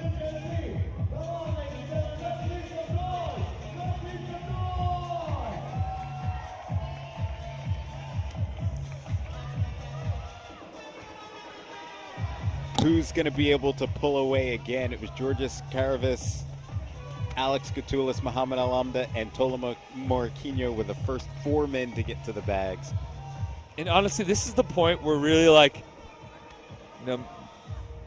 if you're just a lay person like myself doing this workout, you just got to ignore the count from your judge. Don't worry about the number and really focus on trying to stay consistent in your pacing. Finding that rhythm of, get your hands on the bag, get it up, good rep, drop, 1 breath, 2 breath, convince yourself hands back on the bag. Thinking about the rep count is only going to, discourage you or distract you from your ability to stick to your pacing. Yeah, and it's about sticking to your technique too, because you have to have it stabilized at the top. Alex Catoulis just got no rep for doing that very thing, not having it stable at the top of the shoulder.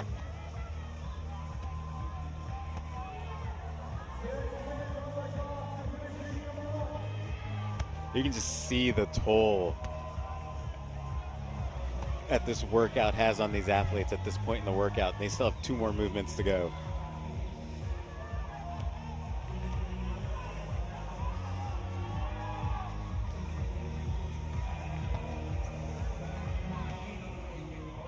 Oof. Yeah, it's looking like unless a few of these athletes really dial it up for the A jumps, we might not have anyone finish. Still waiting for a hand up from a judge. Georges Karavis there kneeling in the near side of your screen in the blue shirt was the leader going into this movement.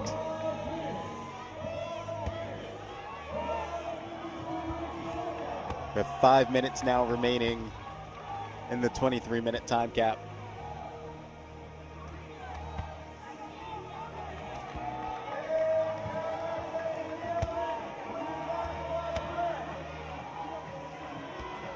We do have a hand up for Karavis now in lane 9. You see him there on your screen.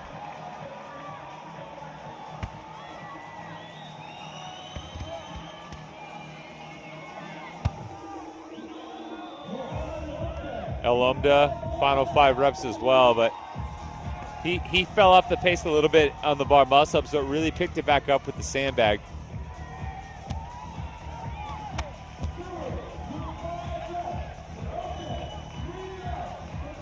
We also have a hand up for Alex Gatulis now there in the red shirt in the middle of the screen. 5 reps remaining, 2 reps remaining for Muhammad Alamda.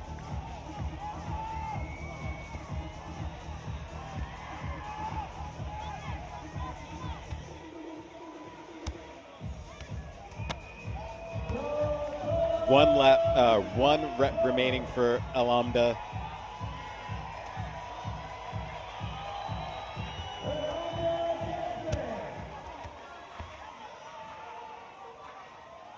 He's now back to the A jumps, putting his vest on. Karavis also putting his vest on. Interesting, he's sitting down on the block to start. Sam Stewart, though, the first to begin the A jumps. So he creeped up during the sandbag cleans. Oh man, you can see the fatigue. Karavis stepped down that time. They were instructed specifically, you have to jump down. You cannot step down. Look at the pacing from Sam Stewart there. As I say that, he takes a break, but there's Sam Stewart in the white at the bottom of the screen. He's moving. Yep. Much faster pace.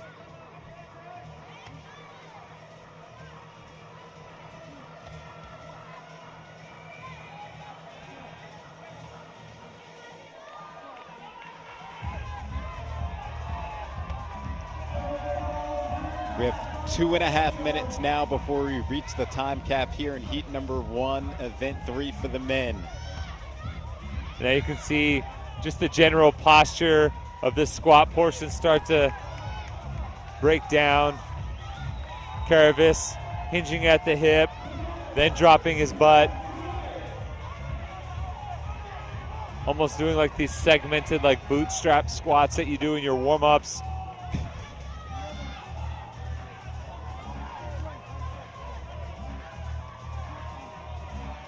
So the races between Sam Stewart got to the A jumps first. Georges Karavis and Muhammad Alamda were your top 3, and we have a hand up for Sam Stewart. And you can even see the difference in pacing between Sam and even though he took a break. I mean, just nice and quick at the top, not wasting any time on top of the block and right back down. Yeah, he is moving, and now he is off the A jumps, and he has 50 calories remaining before completion of this workout. And even though he won't finish underneath the time cap, it'll be a nice performance to finish at the top of this heat.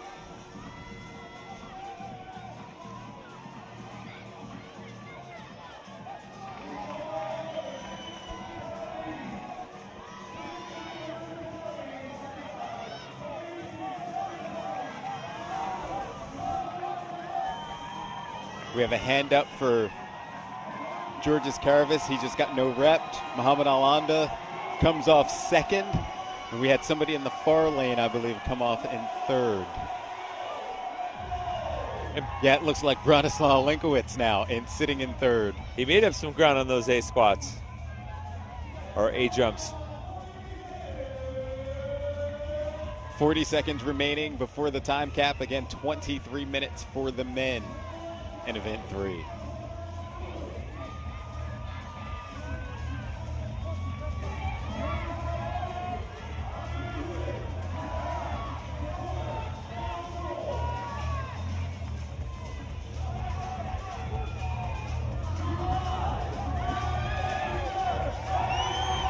Sam Stewart was on the rower first.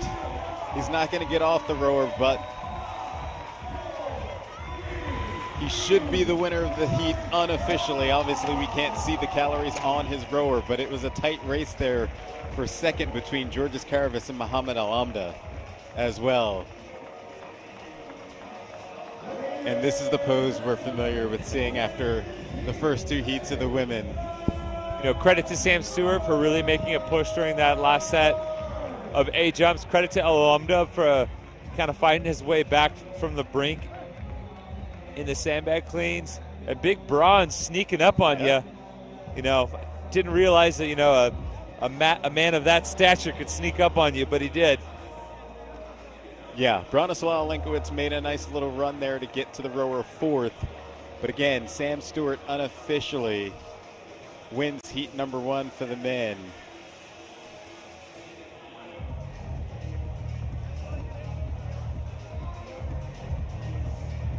I think it's telling that you know, the time cap's been up for, you know, a minute or so now, and nobody has gotten up to try and walk off. You got to get as much recovery before the next event as possible.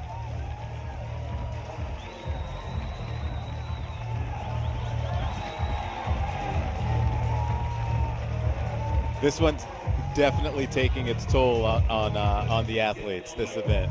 This is the type of workout that you need a new shirt afterwards because you soaked right through it. Call that one a shirt wringer.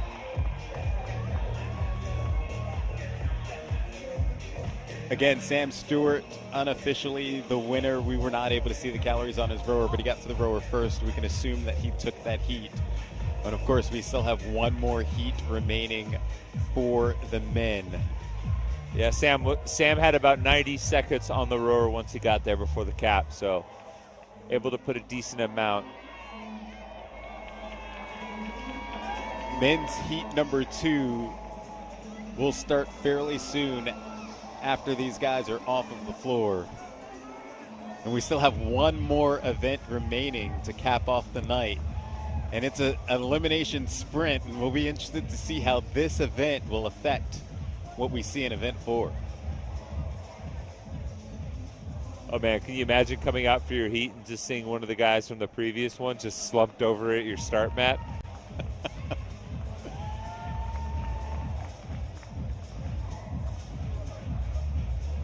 Again, you're seeing a shot inside the duty-free tennis stadium here in Dubai for the 2021 Dubai CrossFit Championship.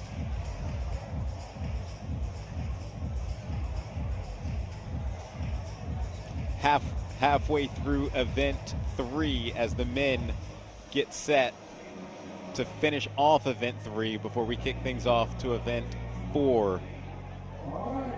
We want to take this time to thank some of our sponsors. Whoop, which you've seen a ton of their Whoop Live graphics that we've had. GoWad is another one. Got to work on your mobility, Tommy. I know I do. Oh man, I have the mobility of the Tin Man. Need a little extra grease. So we want to thank GoWad as well as the men from Heat 2 are getting set to take the floor. These are your overall top 10 coming into this event. Yeah, coming into this event, the top 3 have changed a little bit. Roman Krennikov in first, Ricky Garrard in second, and Jeffrey Adler in third, all taking part in this heat as you see your lane assignments. Simone Mantilla in lane 1, Maritz Fieberg in 2, Jeffrey Adler lane 3, Lazar Dukic in 4, Roman Krennikov in the middle, sitting in lane 5, Ricky Garrard in lane 6, Willie George in lane 7, Heinrich Appelainen in lane 8, Luka Dukic in lane 9, and Elliot Simmons in lane 10. A couple of tight point races. We have, Krennikov in first, only 7 points ahead of Ricky Garrard. And then Jeffrey Adler, Willie George, and Heinrich Appelainen in 3, 4, and 5. Only 3 points separate them. That's only one placement on the leaderboard. So another opportunity to see things shake up here. Just seconds away from the start of this heat. You see Roman Krennikov there adjusting his rower, getting things set. Looked like we almost had an equipment malfunction with the handle there, but got it sorted.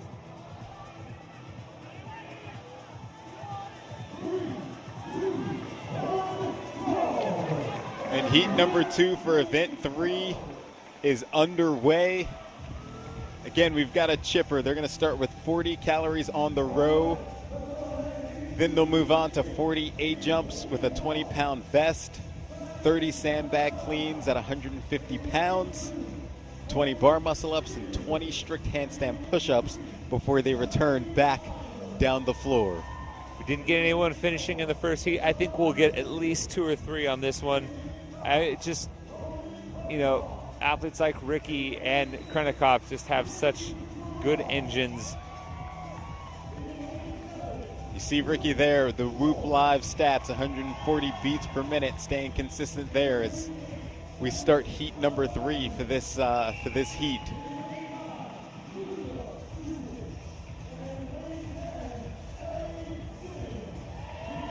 Jeffrey Adler there wearing the red in the middle of the screen, sitting in second place coming into this event.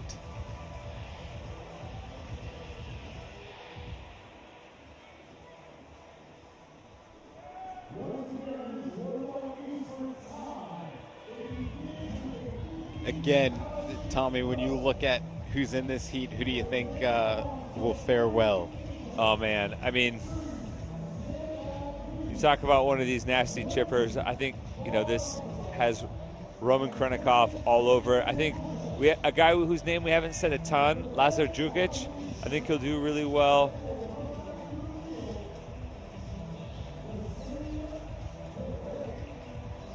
Be curious to see how Elliot Simmons does here. A little bit longer event.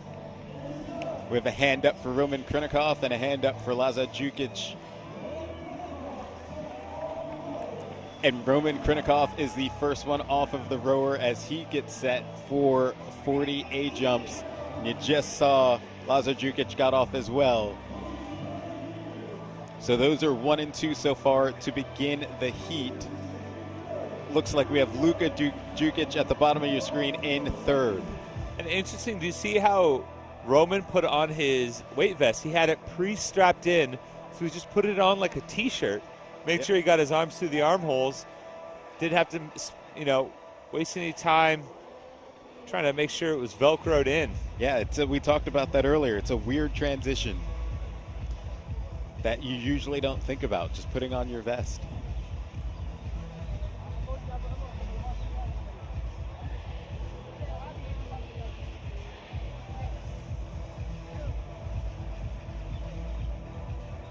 You see Simone Mantilla there taking very intentional breaks at the top. Roman Krennikov was doing the same thing.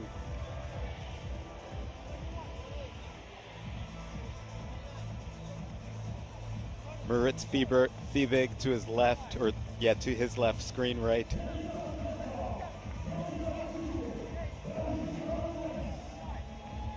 Again, though, Roman Krennikov got to the A-jumps first. Lazar Dukic got there second. He's getting off of the A-jumps now. And interesting, it looked like Dukic did a somewhat similar thing to Krennikov, but he only unstrapped one. So you have Roman Krennikov and Lazar Dukic, 1 and 2, both on their 30 sandbag cleans, 150 pounds. Joining them, Luka Dukic to your bottom of your screen wearing red. Those were 1, 2, and 3. It also looks like Jeffrey Adler was the fourth man off of the A-jumps. You see him there on your screen now. Whoop Live numbers, 170 beats per minute for Jeffrey Adler right now. Yeah, he's considerably higher than some of the other athletes we've seen at this point. But it started to down-regulate just a little bit once he got to the bag. He was north of 170, got down to 167. It's possible that maybe he pushed the pace in the squats a little bit because he's really strong below parallel.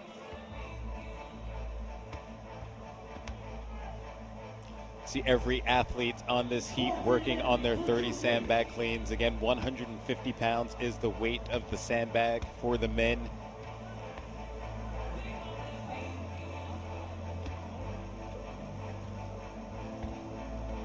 After this, they will take on 20 bar muscle ups before getting to 10 strict handstand push-ups.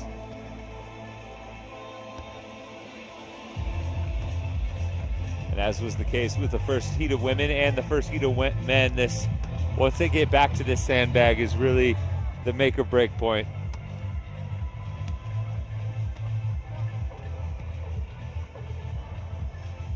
Jeffrey Adler currently sitting in third after the first two events.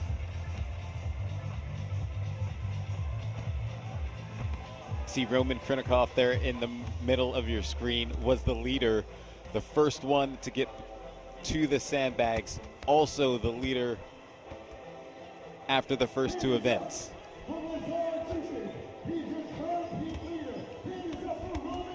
We had a hand up for Lazar Dukic before Krinikov's judge's hand went up.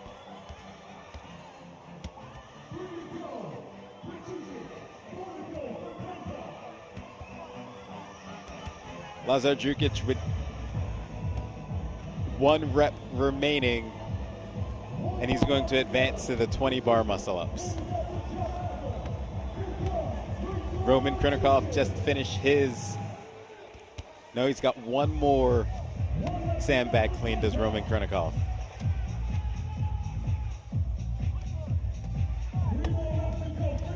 You know, Lazar Dukic, his kind of coming out party as one of the potential elites and up-and-comers in the sport actually came at the DCC last time in 2019, where he finished 5th here.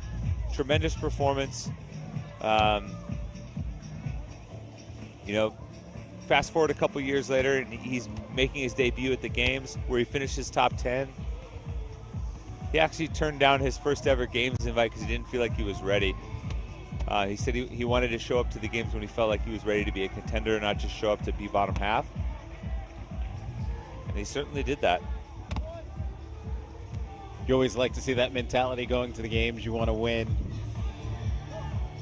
So it's nice to see that. You see Jeffrey Adler joining Lazar Dukic and Roman Krinikov on the bar. I believe those are your top 3 men, but you've got multiple guys now at the bar working on their bar muscle ups.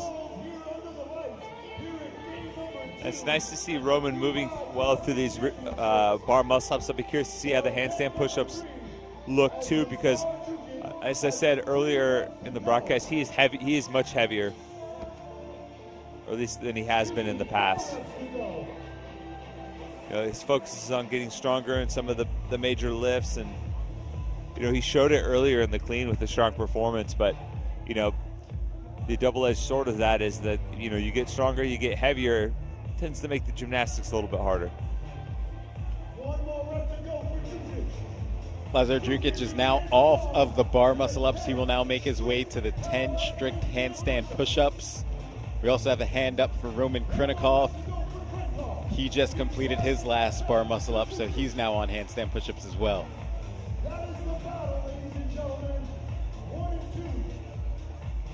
Jeffrey Adler, 2 more bar muscle ups remaining for him.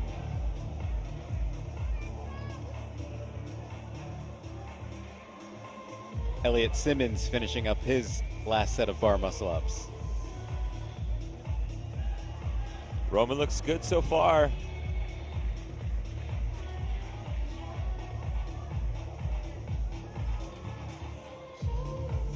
You have Lazar Dukic on your left, Roman Krinikov on your right, working on their strict handstand push-ups. They were 1 and 2 coming off of the bar muscle-ups.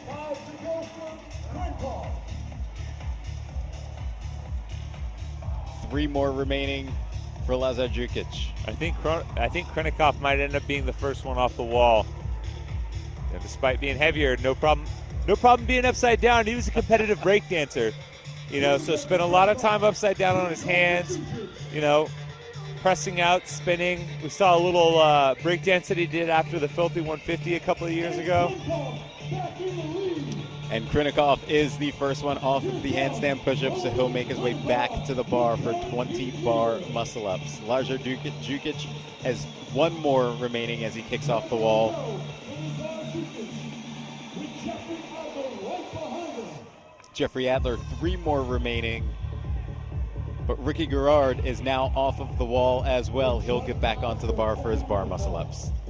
So we have Roman Krinikov, Lazar Dukic, and Ricky Garrard, 1, 2, 3, as we speak right now.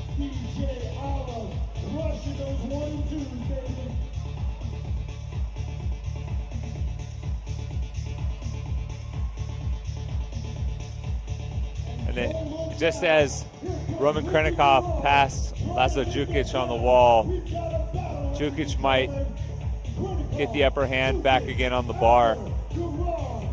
So got ourselves a little back and forth. Lazar is one of the best at muscle ups. It's funny, all the guys in the in the athlete bus were calling him Lazar.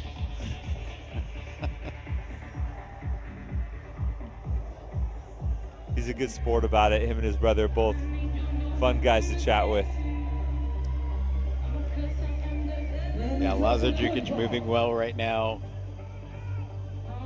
Definitely had a longer set than Roman Krinikov there. His judge's hand is up. He's got 4 reps remaining. Roman Krinikov has 5 bar muscle ups remaining. You see Ricky Garrard working on his on the right as well. And interesting, Ricky doesn't get a big backswing. You can see it. He doesn't really open up his chest too much on the bottom part of the kip. Lazar Dukic, the first one off of the bar. He'll now make his way to the 30 sandbag cleans. Roman Krinikov right behind him. I believe Elliot Simmons is also making his way up out of lane number 10. Jeffrey Adler also getting to the sandbag cleans.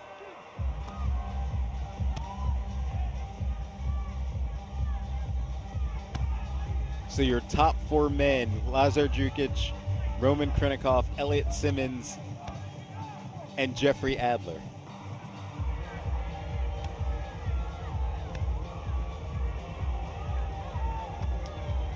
Ricky Garrard just getting to the bag now.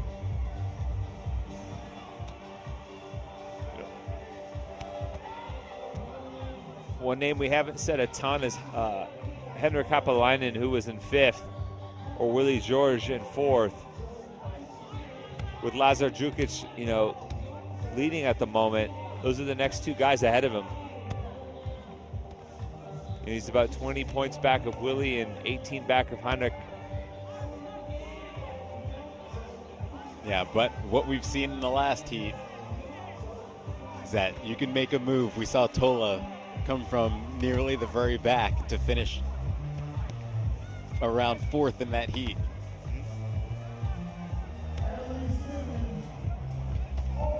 So far, it looks like Lazar and Roman are moving the bag at a much better clip than the previous heat.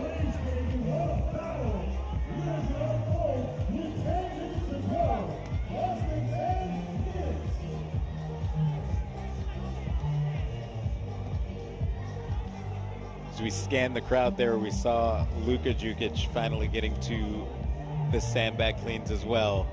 He's down at the bottom of your screen there in the red t-shirt.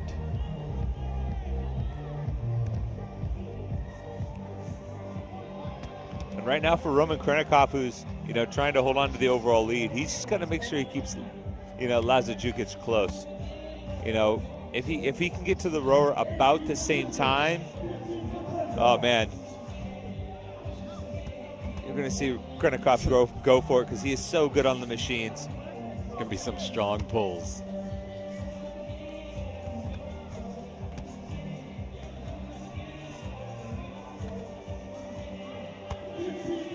See all the athletes now working on their 30 sandbag cleans on their way back down the floor.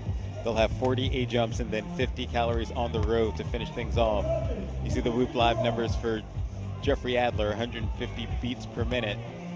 A lot lower than the last time he was on the sandbag.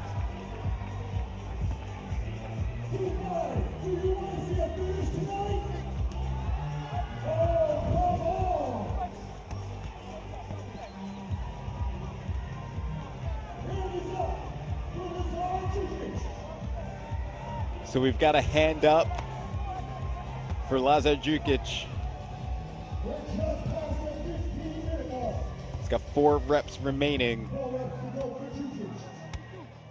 So he's still sitting in the lead. Hand up just went up for Roman Krinikov. So they went in 1-2. It looks like they may come out of this 1-2 before they get to the A-jumps. And both of them starting to take some extended breaks.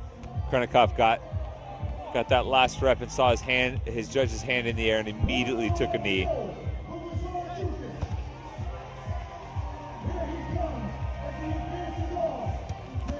So Lazar Dukic now getting to the 20 A-jumps, putting on his 20-pound vest.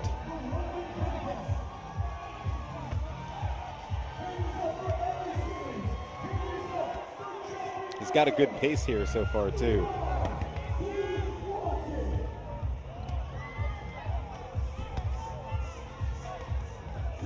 Elliot Simmons has a hand up as well. Krinikov gets to the A-jumps first. He's still sitting in second place. Elliot Simmons has 3 reps remaining, now 2 reps remaining. Looked like there was some confusion with Lazar Dukic around his A-jump reps because the head judge came over to talk to his judge. Elliot Simmons now done with his sandbag cleans.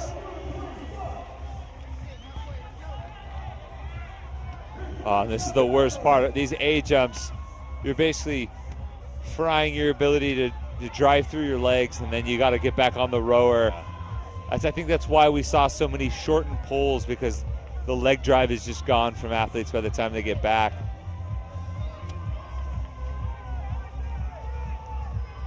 Lazar Dukic is motoring through these A-jumps, though, compared to everybody else in the field. Elliot Simmons with a nice little pace in lane 10.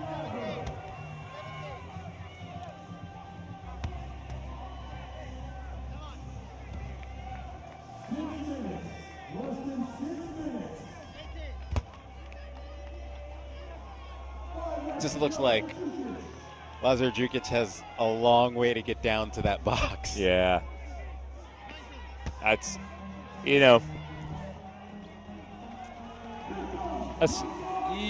us big guys, tall guys, kind of get an advantage on the rower, but with the standardized height for the box to go down for the A-jumps, having the longer legs, being taller just means you got to go further down to actually get to that box. Lazar Dukic, the first one off of the A-jumps, now goes back to the 50 cal row, and he's well above Sam Stewart's time in the first heat of getting to the rower. Sam Stewart got to the rower at 21:40. We're well under that pace. Yeah, and you can see Dukic got, high 1300s, close to 1400 calories per hour, and he's got more than enough time to finish. He'll probably finish under 20.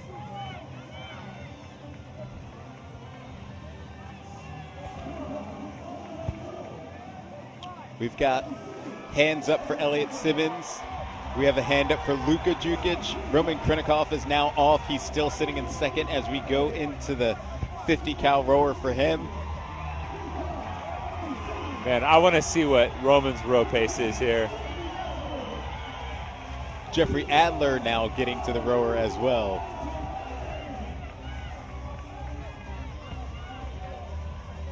So Luka Dukic came to the rower first. Roman Krinikov gets there second.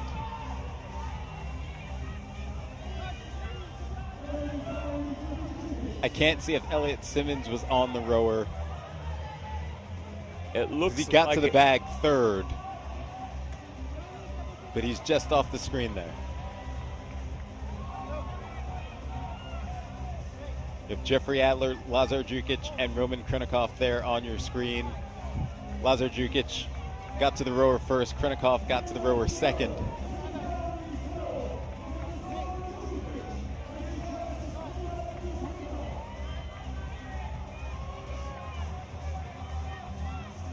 We have a hand up now for Lazar Dukic, 3 calories remaining. And he is done. He's going to take this at about 19:52 unofficially. He is the winner of event 3. Just under 2 minutes better than Sam Stewart's time from the first heat. Strong rebound from Lazar Dukic. He finished 15th in the lift. Missed his last lift. I know that didn't quite get the result that he wanted, but 100 points in an event win is an excellent way to forget that missed lift and move on. Yeah, Lazar Dukic sitting in 6th place coming into this event, so he'll certainly take the 100 points. We have a hand up for Roman Krinikov. Elliot Simmons and that last lane off the screen on the right, not sure where he is. I think Krinikov has finished 2nd. A time of about 20:42 unofficially.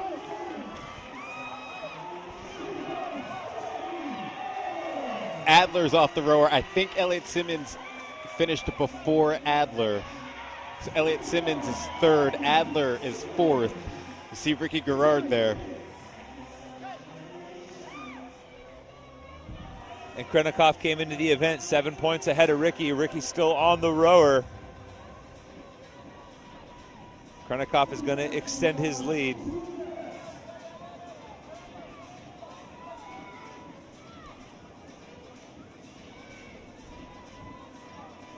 Got a couple guys still working on their A jumps. You see Ricky Garrard still working on his 50 calories on the row. Ricky came into this event sitting in 2nd place. Adler's already finished ahead of him. And Ricky was 20 points ahead of Ricky. Oh, sorry, Ricky was 20 points ahead of Adler. So with a few athletes sneaking in between, it's going to be close. Got 1 minute remaining before the time cap. 23 minutes the time cap for the men.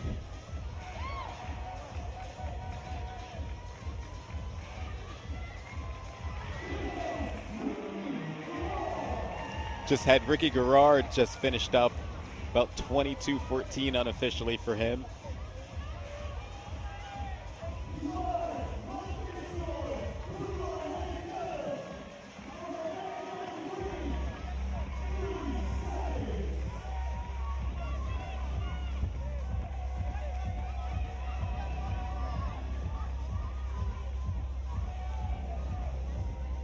Got a couple of guys still working on the rower. That's Luka Dukic and Willie George. You got a couple guys on the A jumps. Ortiz Thebig just getting off the A jumps, getting onto the rower. Henrik Haapalainen still on the A jumps. Didn't quite make it to the rower. He was in 5th coming into this event. He's going to cede a lot of points here. It's big for Dukic, who won the event, who's right behind Haapalainen. He's going to punch up into the top 5 ahead of both him and Willie George. So your event top 3, Lazar Dukic, Roman Krinikov, Elliot Simmons finishes in 3rd.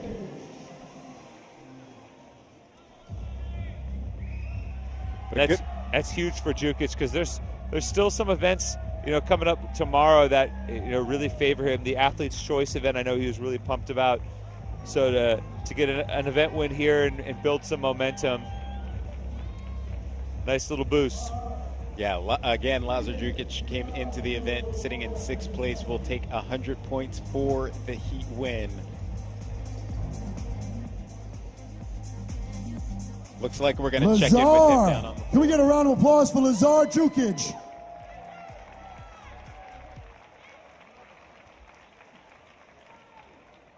How'd you feel about that event? Well, when it got announced, I was only scared about paralette handstand push-ups. Like, upper body pushing is not really my thing, but I made it on the bar muscle ups and the sandbag. Well, I'm now main team athlete, and we do bar muscle-ups and sandbag cleans like every day, so it's okay. Are you excited to come back to Dubai? Oh, this is my favorite competition of the year. Did you hear that, Dubai? This is his favorite competition. Tell us why. What do you love about Dubai? Now it's my third year competing here, and when I started, it was one of my big goals to qualify. First time I didn't make it, and then second time I made it, and it went from there. Awesome. Great job. Thank you, Lazar. Ladies and gentlemen, one more time for event number 3. All right, Lazar Dukic, your event winner, takes that one with a time of 19:52 to win event 3. Again, he came into it in 6th. He'll certainly move up on the leaderboard. But that's going to do it for now. We're going to take a break as we get set for event number 4. The women will take the floor before the men. And we've got a nice little sprint elimination coming up next. That'll be coming up next on the 2021 Dubai CrossFit Championship.